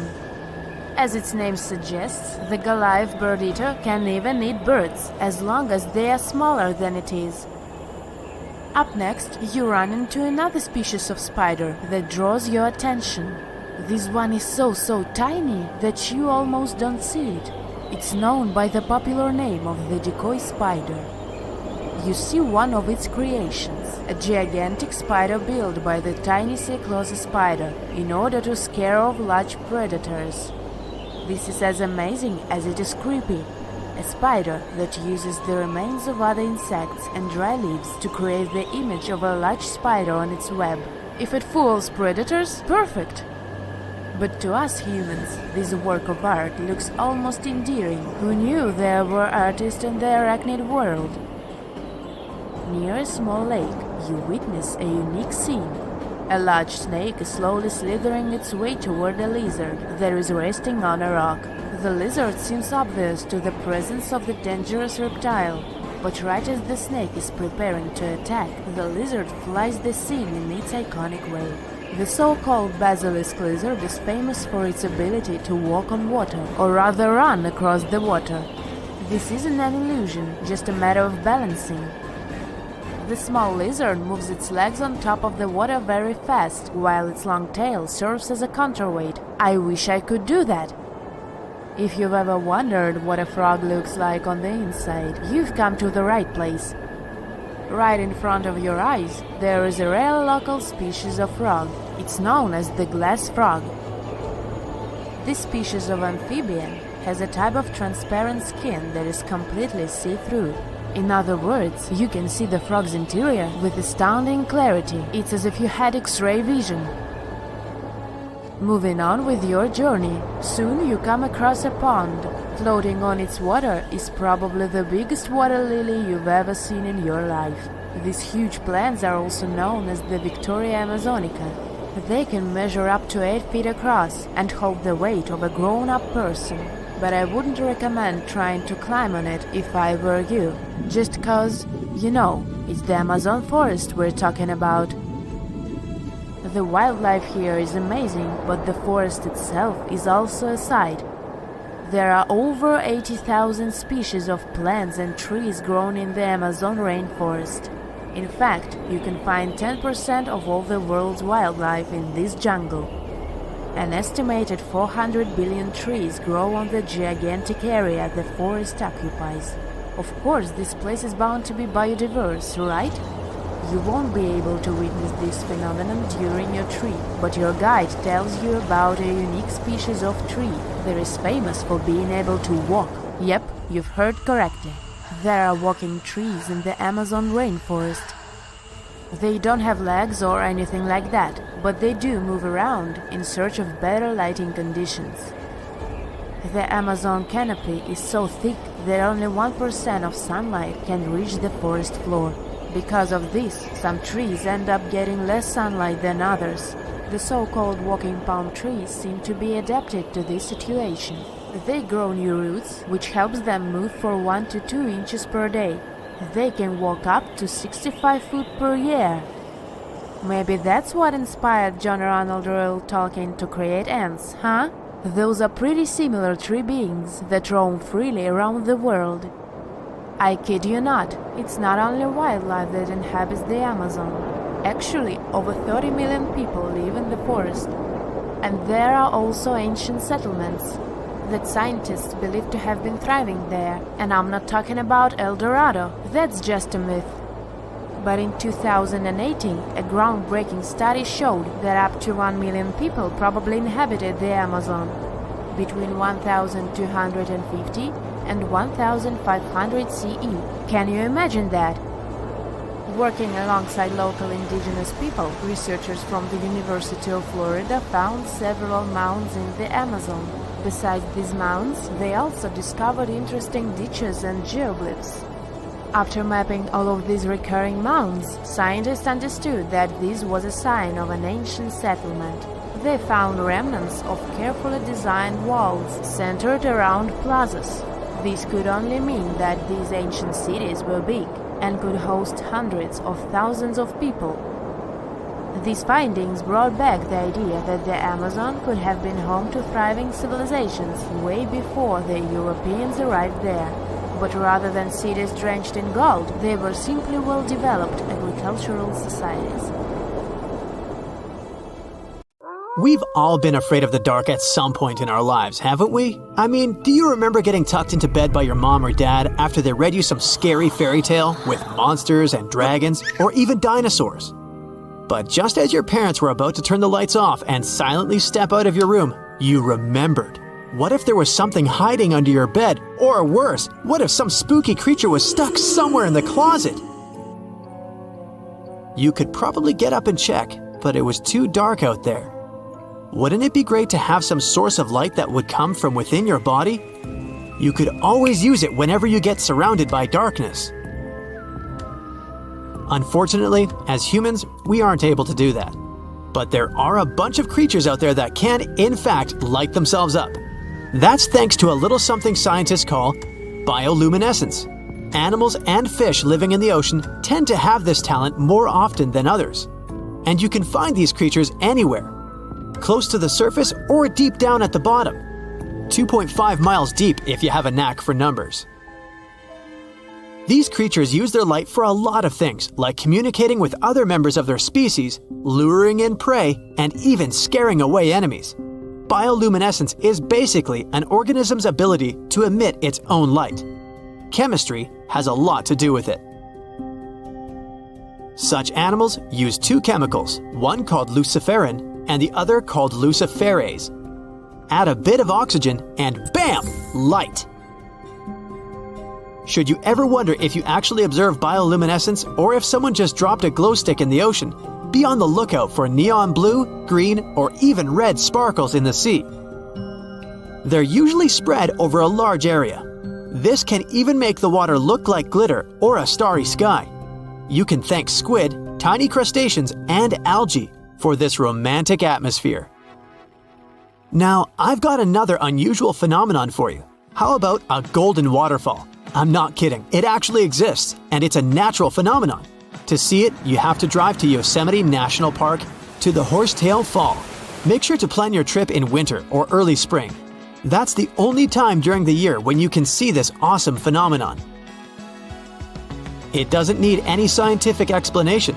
It's nothing more than sunlight at dusk hitting the waterfall in such a unique way that it makes it look like a river of lava. Or gold, your choice. That's the reason why during this time of year, the Horsetail Fall is also named the Fire Fall. Unfortunately, this phenomenon is becoming less and less visible within the years, mostly because of drought and other issues connecting with the melting of snow. So, should you ever decide to visit, keep an eye on the waterfall since the effect is very brief.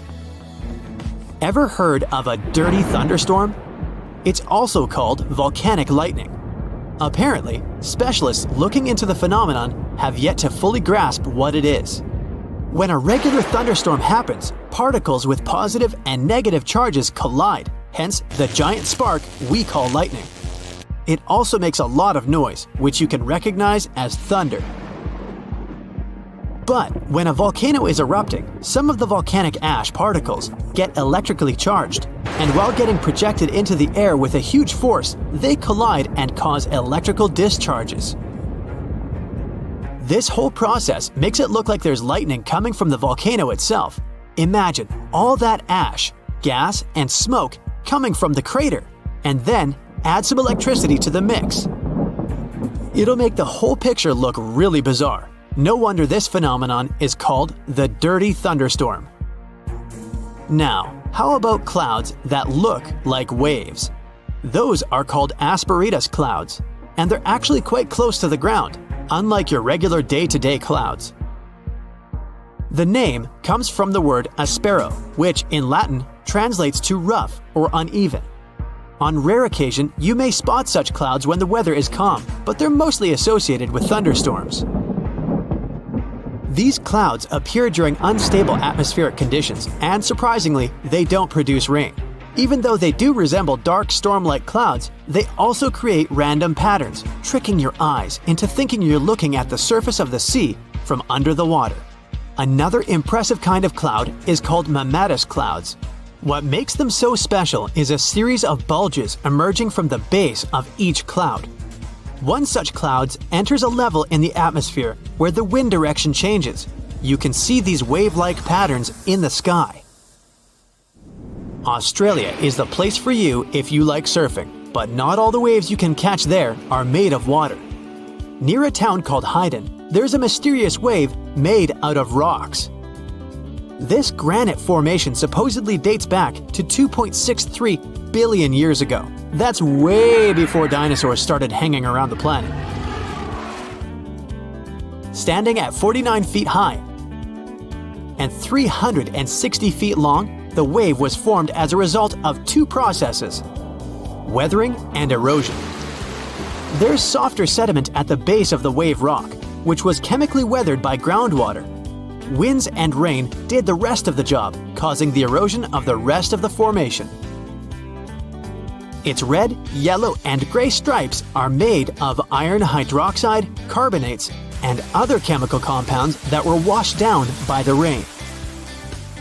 You've made it to Australia, so stick around a bit more. There's one more location here that seems unreal.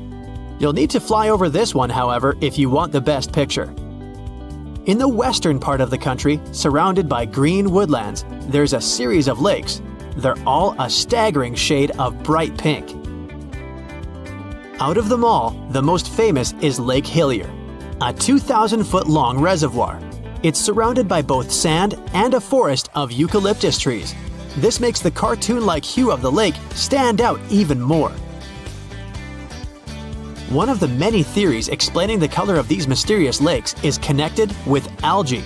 These algae appear to gather high levels of a substance called beta-carotene, which has a red-orange pigment in it. Another explanation involves haloarchaea. Those are microorganisms that sometimes look red. Even if you don't enjoy flying, the lakes are great for taking a swim. They're not toxic, even though they have loads of salt in them. This means you'll be able to stay afloat easily, and the water won't damage your swimsuit. During winter up north in Canada, a bizarre phenomenon happens at Lake Abraham in Alberta. Underneath the frozen surface, you can spot some weird objects that look like frozen jellyfish.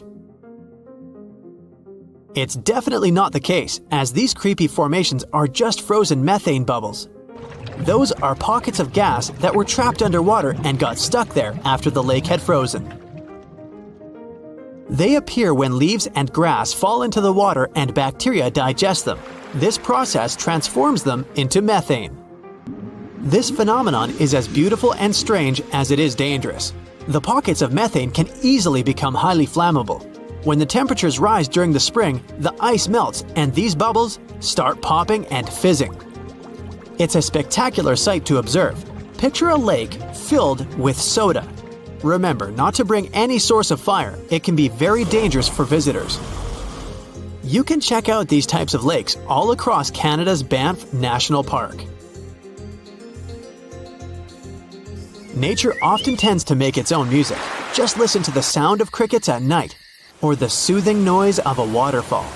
But in Bucks County, Pennsylvania, there's a strange geological phenomenon which takes nature soundtracks to a completely different level. These are called the ringing rocks, and scientists still can't explain their unusual behavior. If you strike these rocks with a heavy object, like a hammer or another rock, the stones will make a ringing sound, as if they were hollow, but they're not.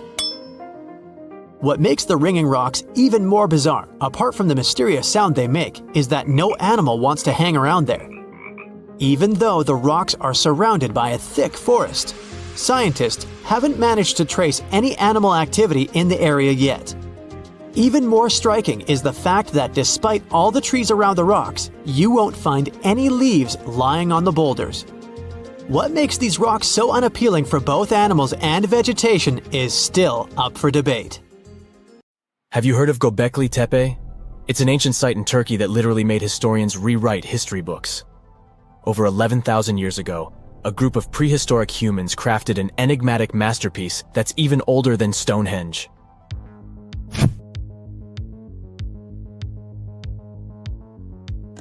Before its discovery, archaeologists believed that people didn't know about iron and weren't good at making pottery. They were sure that settled life only emerged with the need for agriculture. But Göbekli Tepe changed this belief.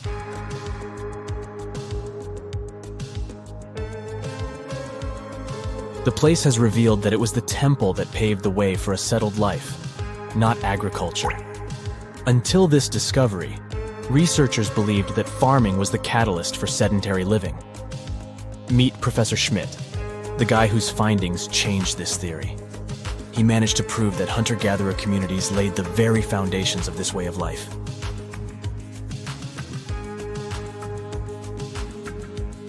Back in the 1960s, other archaeologists visited the area, but they totally missed the mark.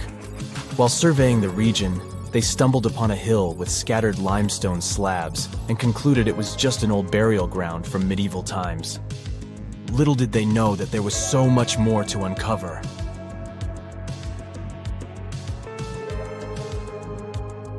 In 1994, Schmidt embarked on his own survey of prehistoric sites in the area. Surprise! He instantly realized he had discovered something truly extraordinary. Unlike the nearby flat and barren plateaus, Göbekli Tepe had a gently rounded top, rising 50 feet above the surrounding landscape. Funny enough, the translation of this place's name is Potbelly Hill. Schmidt was sure only humans could have made something like this.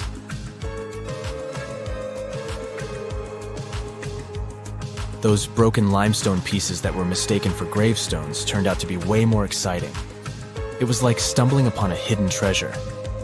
The pieces took on a whole new meaning, and Schmidt with his team was about to dive into the secrets waiting beneath the surface. To their surprise, they found no traces of a settlement. No hearths for cooking, no houses, and none of those adorable clay figurines commonly found in nearby sites of similar age. However, they uncovered that those ancient people used tools like stone hammers. So, Schmidt and his team put their heads together and took a wild guess at the age of Göbekli Tepe's stone structures. Their estimation got backed up by some limited carbon dating done right at the site. The ancient vibes of this place were finally starting to make sense. It was like a puzzle slowly coming together.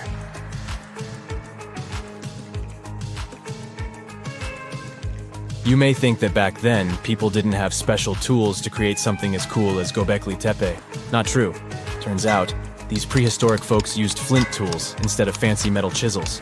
They were also skilled at chipping away softer limestone and crafting pillars right on the spot. Afterward, they carried the pillars a short distance to the summit and placed them upright. Once the stone rings were complete, they covered them with layers of dirt. Over time, they added new rings, and voila! You've got a cool hill to impress people in the future.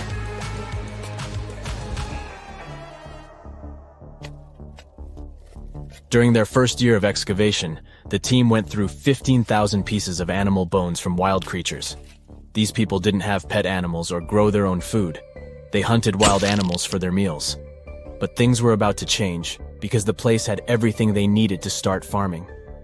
Scientists say they had wild sheep and wild grains that could be domesticated. And guess what? Just 20 miles away, geneticists found evidence of the world's oldest domesticated strains of wheat at a prehistoric village.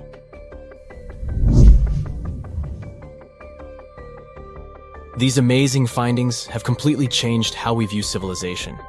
In the past, experts believed that people needed to learn how to farm and settle in one place before they could build temples and develop complex societies. But guess what? Schmidt's research flips that idea on its head. He claims that the incredible effort put into constructing these astonishing structures actually set the stage for the development of advanced societies. It means that societal and cultural changes happened before agriculture. Schmidt has this fascinating hypothesis about Göbekli Tepe. He thinks it could have been a special burial site where people left their loved ones. And here's the twist. The burial site was adorned with fancy statues and symbols representing deities from the spiritual realm. The idea that Göbekli Tepe could have served as a sacred place adds another layer of complexity to the whole story. While the site's true purpose may remain elusive, Schmidt's insights invite us to consider the profound interplay between life and the afterlife, and the deep reverence ancient hunter-gatherer societies may have had for their departed ancestors. Now let's talk about the stars of the show, the mesmerizing T-shaped columns that dominate Göbekli Tepe. These mysterious structures range from 10 to 20 feet tall and most likely represent stylized human figures. But one figure stands out from the rest, the three-dimensional lion relief. This depiction really fires up our imagination. Why? Because it hints at the possibility that lions roamed Anatolia during the Neolithic period.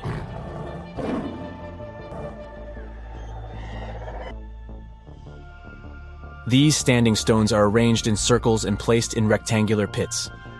Each circle has a similar setup. Two big T-shaped pillars in the center, surrounded by slightly smaller ones facing inward. Talk about a stylish arrangement. These towering pillars reach a whopping 16 feet and weigh between 7 and 10 tons. Some pillars are plain and simple, while others are like works of art with intricate carvings. Foxes, scorpions, and vultures come to life, crawling and twisting on the pillars' sides. But it's not just animals depicted on these stones. Some pillars have abstract shapes representing humans, and even small carvings of clothing items. Some of them even have belts. Now, there's one pillar that stands out from the rest like a rock star. This super old stone pillar suggests that a comet crashed into Earth. It happened during a chilly period that lasted about 1,000 years. Previous studies examining Greenland ice cores hinted at this comet theory, but now the carvings at Göbekli Tepe prove it right.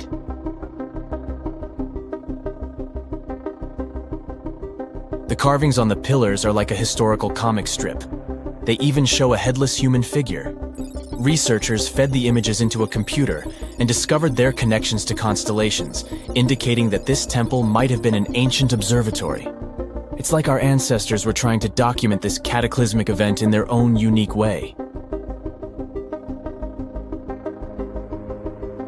Archaeologists have been excavating and researching Göbekli Tepe since the mid-1990s, peeling back layers of history and providing us with a deeper understanding of the intricate relationship between various elements. They have no plans to stop the whole process for another 150 years. Who knows what else they'll find? You see, Göbekli Tepe has been labeled purely as a ritual site with no signs of domestic activities. We were led to believe that the absence of water meant it couldn't support semi-sedentary communities. But scientists believe it's time to shake things up and approach Göbekli Tepe with fresh eyes. It's time to question what we believed before and use new evidence and different ways of thinking.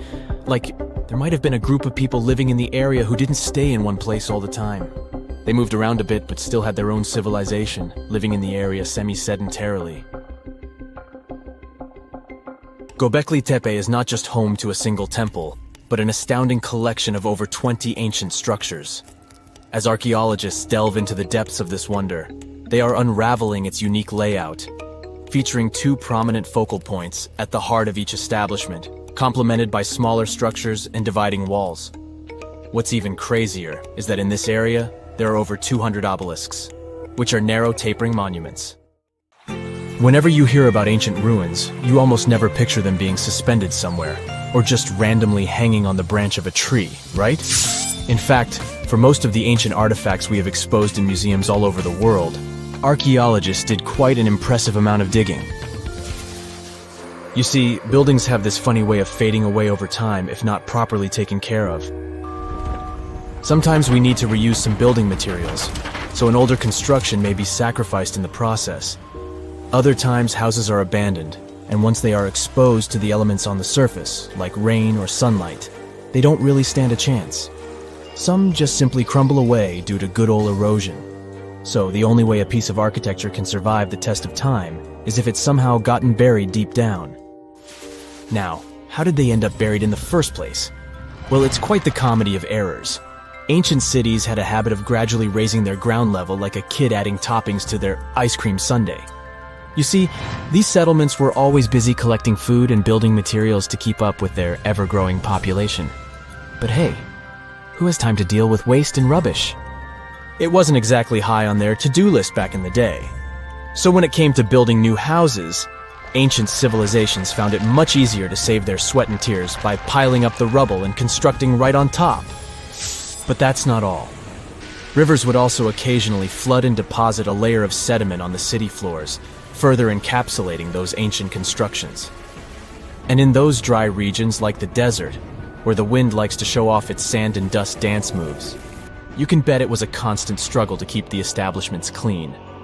One hilarious example is the Sphinx, which had its head buried in sand until a group of archaeologists unearthed it in 1817. Some ancient towns eventually got covered up because they were completely abandoned.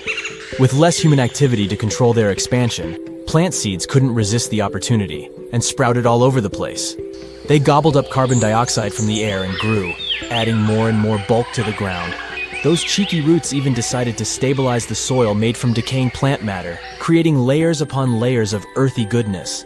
It's like the ultimate DIY project Mother Nature embarked on, with plants as her loyal helpers.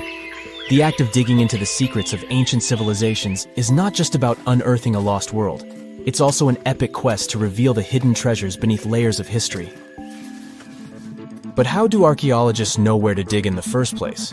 If everything is covered in layers upon layers of sediments, debris, and plant roots, they must have some sort of system they rely on before embarking on a new project, right? For starters, they're not always the ones suggesting an archaeological dig in a certain location. Let me explain. Let's say you're a contractor and you want to build a new fancy apartment complex in your city.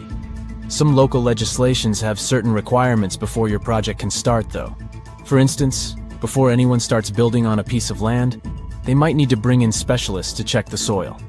These clever folks can be archaeologists, geologists, or paleontologists, and they need to keep an eye on things during development. If any artifacts or ecofacts, fancy word for organic remnants, are discovered, these experts swoop in to excavate and study them. But what about sites that have nothing to do with bulldozers and yellow hats? Archaeologists have more than one trick up their sleeves when it comes to locating ancient hotspots. They dive deep into historic records with a healthy dose of detective work. By sniffing out old documents and maps, they can piece together the puzzle of human activity in a specific area. If a site has been visited before, it's even better.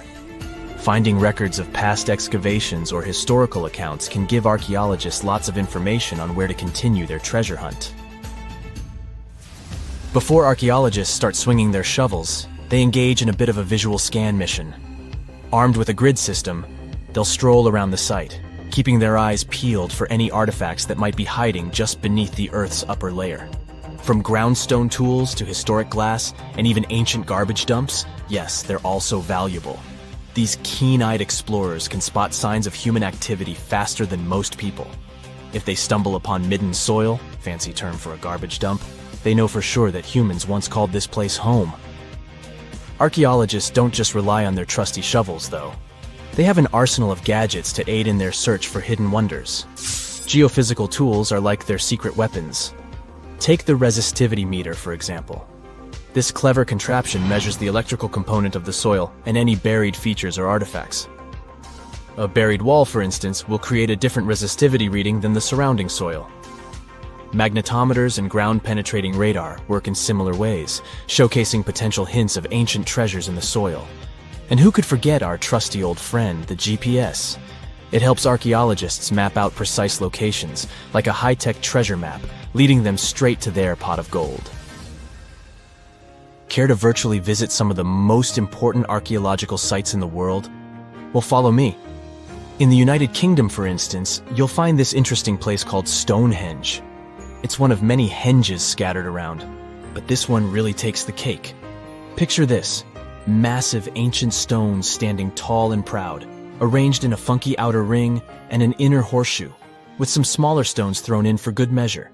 And guess what? These amazing stones have been around for over 5,000 years. Talk about a serious case of rock-solid longevity. Now, here's where it gets interesting. According to local folklore, the legendary wizard Merlin whipped out his magic wand and poof! He teleported these massive stones all the way from Ireland. Apparently some giants had assembled them there, but Merlin decided they would look much better at their new location. Others think it's just the ruined remains of an old Roman spiritual edifice. These amazing structures were built by our Bronze Age ancestors. With their simple tools and limited tech, they managed to create this monumental masterpiece. Impressive, right? Unfortunately, there's still so much we don't know about this area. Stonehenge's initial purpose remains a mystery to this day. Sure, there are lots of theories, but scientists have yet to agree on the subject. However, we do know that it's perfectly aligned to catch the sunrise during the summer and winter solstices. The ancient city of Pompeii is an equally amazing archaeological site. Picture this: Mount Vesuvius, a notorious troublemaker, decided to throw a volcanic tantrum and completely covered this ancient Roman city. It turned it into a time capsule, located outside present-day Naples in Italy. Fast forward to the year 1748, when a bunch of adventurous explorers stumbled upon Pompeii. Lo and behold, they discovered a treasure trove of well-preserved goodies: streets, houses, food. Probably a bit stale by then. Blingy jewelry, fancy sculptures, colorful frescoes, everyday household items, and even animal and human remains. It was like an epic archaeological party. From the looks of it, Pompeii had it all. Fancy houses and villas, a massive 20,000-seat arena, cute little artisan shops, hangouts like taverns. And let's not forget the saucy spots like those luxurious bathhouses for some intense pampering. There's also the Sanctuary of Apollo, where people used to gather for their daily dose of worship. And of course, the bustling heart of the city, the Forum of Pompeii, where all the cool people used to hang out. And guess what? Pompeii is so cool that it made it to UNESCO's World Heritage List back in 1997. That's like the ultimate Hall of Fame for historical awesomeness. It also includes many other famous buildings and sites, like the Taj Mahal in India and the Acropolis of Athens in Greece. It's nighttime, and you're about to walk inside Pharaoh Tutankhamun's final resting place. You know, King Tut. You don't have a torch, but at least you came with a flashlight. You walk down several flights of stairs and observe how the walls are carved in hieroglyphics and what looks like a spell. Those who take anything from this place will be doomed for life, the spell says. Even if you don't really believe it, this scares you a little bit. You find a huge stone door. Is it a trap? You manage to open it, but oh no, it's only an empty chamber. You check your map. It seems like you're heading in the right direction. After what feels like hours, you realize you must be trapped inside a labyrinth. You try to retrace your steps, but you can't find the door where you came in from anymore. That's it, you think to yourself. You've fallen for the Pharaoh's trap. What's worse, you didn't bring a lunch. Okay, so we've all seen Hollywood movies where the main character is exploring ancient ruins and faces some seriously dangerous traps, right?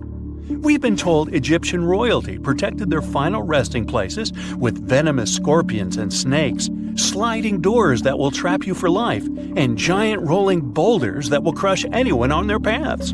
The thing is, were these traps truly real? Well, I regret to be the one to break it to you, but this is all fiction. These elaborate traps were too technologically advanced for ancient civilizations to pull off. That is not to say, however, that there weren't any traps at all. Ancient civilizations, like the Egyptians and the Mayans, are known for their practice of building entire monuments dedicated to the ones who had passed away. These structures would often reflect the position of person occupied in society.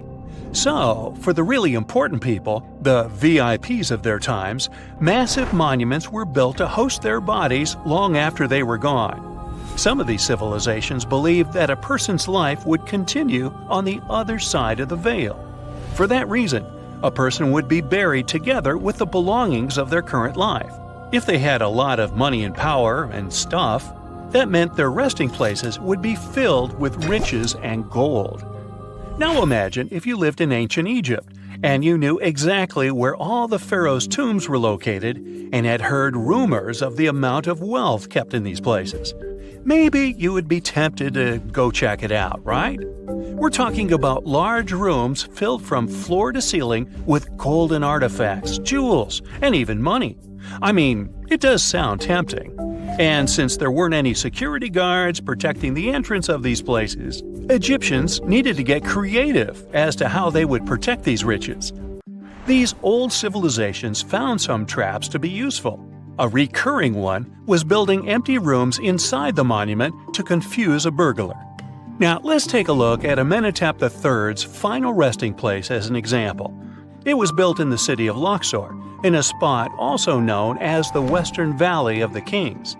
Two French engineers originally discovered the monument between 1905 and 1914 CE. The structure is huge and has more than 10 chambers, connected by long corridors and steep stairways. The King's Chamber is the most hidden one, and for an outsider to try and find it, they will probably enter a lot of empty rooms beforehand. Other pharaohs tried to protect their riches by commissioning monuments with false doors concealing pits that were up to 20 feet deep. This way, an unwarned and unwanted visitor would be surprised by the deep hole on their way to the king's resting chamber. Alongside false doors, pharaohs made sure to build labyrinth-style corridors and false walls. This way, robbers could take hours or days before they found the king's real chamber. As to pits with poisonous snakes on them, if there were any reptiles inside these monuments, They probably got inside on their own, and would most likely not stay there for long. There is no way snakes would survive years and years without food inside these pits. So yes, another Hollywood-induced belief right there. If these traps seem boring to you, archaeologists did find an interesting deterrent in the final resting place of the Red Queen of Palenque in Mexico. Palenque was one of the most powerful Mayan cities in pre-Columbian Mexico, and the Red Queen was believed to be the grandmother of the last Mayan king, undoubtedly a person of immense importance to the empire. In her honor, a huge monument was built to keep her body after her passing. The discovery of the tomb itself was already thrilling. Archaeologists found an ancient monument when digging at the site back in 1994. The first thing they found was a room with a hidden door. Once they opened the door, they discovered a long corridor. Finally, at the end of this corridor was the Queen's chamber. The team of archaeologists was beyond excited to unearth this chamber with the mummy of the Queen herself still inside it. They found her to be accompanied by her pearls, jade shells, and expensive rocks. But as the team explored the remains, they saw something rather strange. The room was filled with a red-colored powder. Researchers knew that the color red was important to the Mayan people, and that much of their clothing and buildings were decorated with this color. But they didn't understand why the queen was buried with this unknown red substance. After they took a sample back with them for further analysis, they discovered that the red powder was cinnabar, a very dangerous mineral. This powder, when inhaled, can cause, shall we say, severe health damage to a person. The team concluded that this could only be a trap for anyone trying to steal her riches. Okay, so dangerous powders might have worked as the most intense traps we've seen until now. But perhaps the cheapest way to keep out unwanted visitors was to advertise spells written out all over the monument. We'd probably laugh at these today, but back in the day, they were more or less effective. Spells usually said that the person who took anything from that place would meet a tragic fate. Some spells said that robbers would lose their houses in big fires or terrible floods. Other spells said burglars would have incurable and undiagnosed health issues, but they weren't really enough to stop people from taking any gold. There are some stories surrounding how these spells might have been real. One of them is from the famous British Egyptologist Howard Carter, the one responsible for unearthing Pharaoh Tutankhamun's resting place in the 1920s. After months of unsuccessful digging, Carter discovered the tomb's existence by chance. He found the entrance to a stairway right beneath the soil where he had been searching all those months. With the help of a team, he cleared the piles of sand blocking the stairs and discovered a doorway. The door had several royal symbols carved into it, and Carter knew this could only mean a very important person had been buried there. And he was right. With a chisel, he made a hole in the top left-hand corner of the doorway and lit his vision with the help of a candle. He couldn't believe what he was seeing, the reflection of several golden and jeweled items crowding the chamber before him. Lost for 3,000 years, Carter had just discovered the final resting place of King Tut. But the story didn't finish here. This discovery was accompanied by a series of unfortunate events that led people to believe it had something to do with the pharaoh's spell. Carter himself mysteriously passed away just a few years later, and some of his assistants lost their houses in floods, just like one of the spells threatened. Some say it's just coincidental, as there's no real proof of these things being connected. Well, what do you think? Was this an effective trap after all? Strange and amazing items are discovered often, but figuring out what our ancestors were up to is pretty tough. Especially when all you have are just some rusty cups and cave drawings. It's no surprise that even the experts in lab coats sometimes make mistakes. But it's not just about dusty plates and huge stones. Sometimes there's even humans with large heads. So grab your digging tools and let's travel back to ancient times to explore incredible societies that even scientists can't fully explain. Sardinia may look idyllic now, but I'm not gonna lie, I wouldn't fancy visiting it 3,000 years ago. Rumor has it, terrible giants roamed around this island back then. People even talk about finding human skeletons over 13 feet tall there, although nobody's ever shown anything to prove it. But the stories will make you wonder because some weird stuff has definitely happened. In 1974, over 5,000 pieces of broken stone artifacts were found in a part of the island called Monte Prama, but instead of being displayed in a museum, they were locked up in an underground vault for about 30 years. Sounds a bit suspicious, doesn't it? When they were finally displaced in 2005, scientists put the pieces together to find statues of 38 giant men standing 8 feet tall. Not quite as tall as the legendary skeletons, but still pretty huge. It's thought these statues were made by the Nuragic people, who lived on the island a long time ago. Besides giant statues, they also built over 8,000 massive stone buildings. Perhaps Nuragic weren't giants themselves, but they definitely liked their things big. I do too. I like a big number of likes on our videos. That would be pretty great. Thank you if you liked this and subscribed. Now back to the video. You and I are pretty smart, but we might not be the smartest humans ever. Actually, we might not even be the smartest species. Since 1913, some skull fossils found in South Africa have hinted at a possibly smarter contender called Boskop Man. This human-like species might have lived as recently as 10,000 years ago. Their skull suggests they had really big heads, which means their brains could have been 30% bigger than ours. Wow! Their average IQ could have been around 149, making them among the smartest 0.05% of people today. But if a Boskop Brainiac was so much smarter, why are they not around and we are? Well, bigger isn't always better, you know.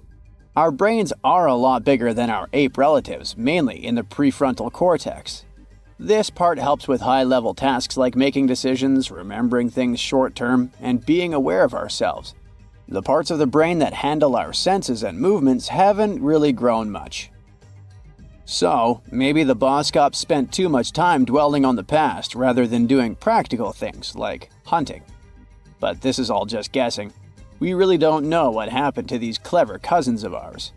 Some people even argue that Boskops weren't any different from us, with the only evidence being parts of skulls.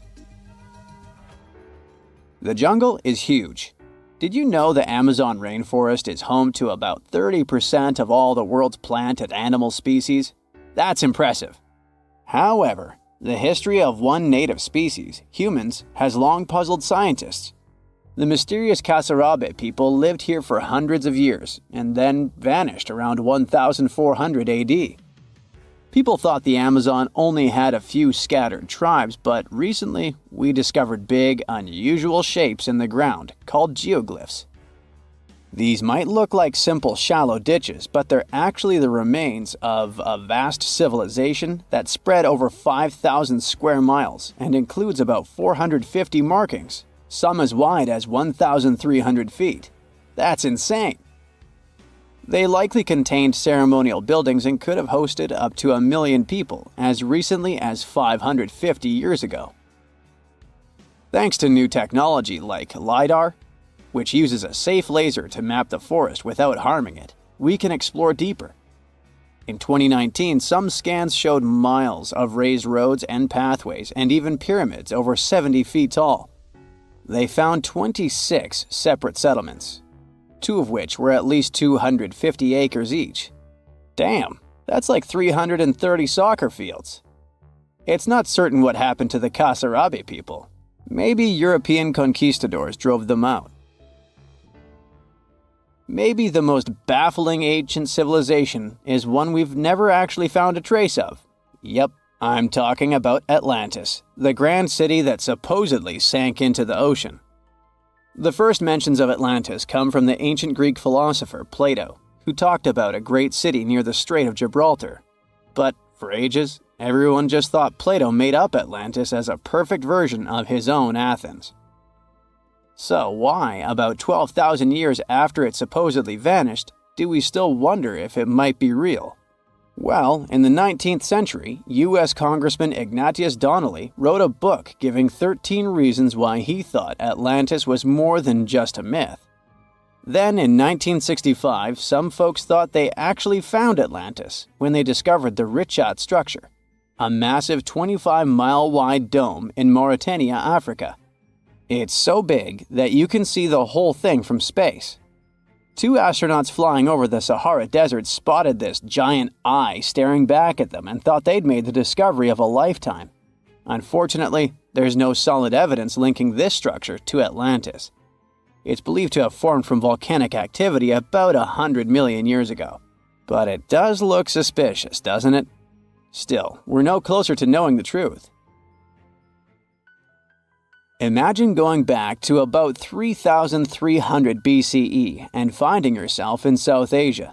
Welcome to the Harappan civilization.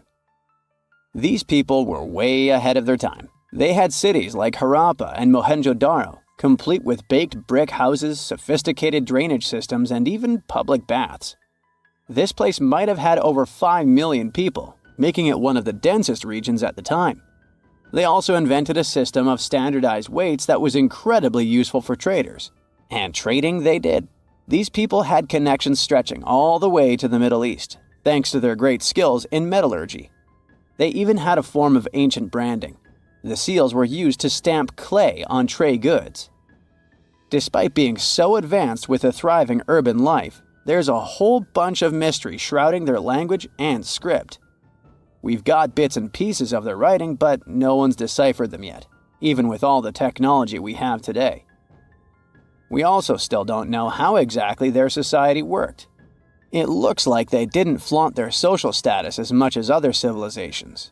No grand palaces or massive monuments. Instead, their largest buildings might have been granaries. They sure were practical. Unfortunately, all good things must come to an end. Around 1800 BCE, this bustling civilization started to decline, possibly due to shifts in river patterns. As the environment changed, the Harappans packed up, moving towards more hospitable lands. Ever heard of the Minotaur? The beast with a bull's head and a man's body, hunting the bravest travelers in a massive maze. Well, this wasn't just any old tale. It was one of the most popular dramas of the ancient world. And it was inspired by this place, the island of Crete. The Minoans lived here during the Bronze Age. They had stunning palaces, amazing frescoes, and a culture so rich it still fascinates historians to this day.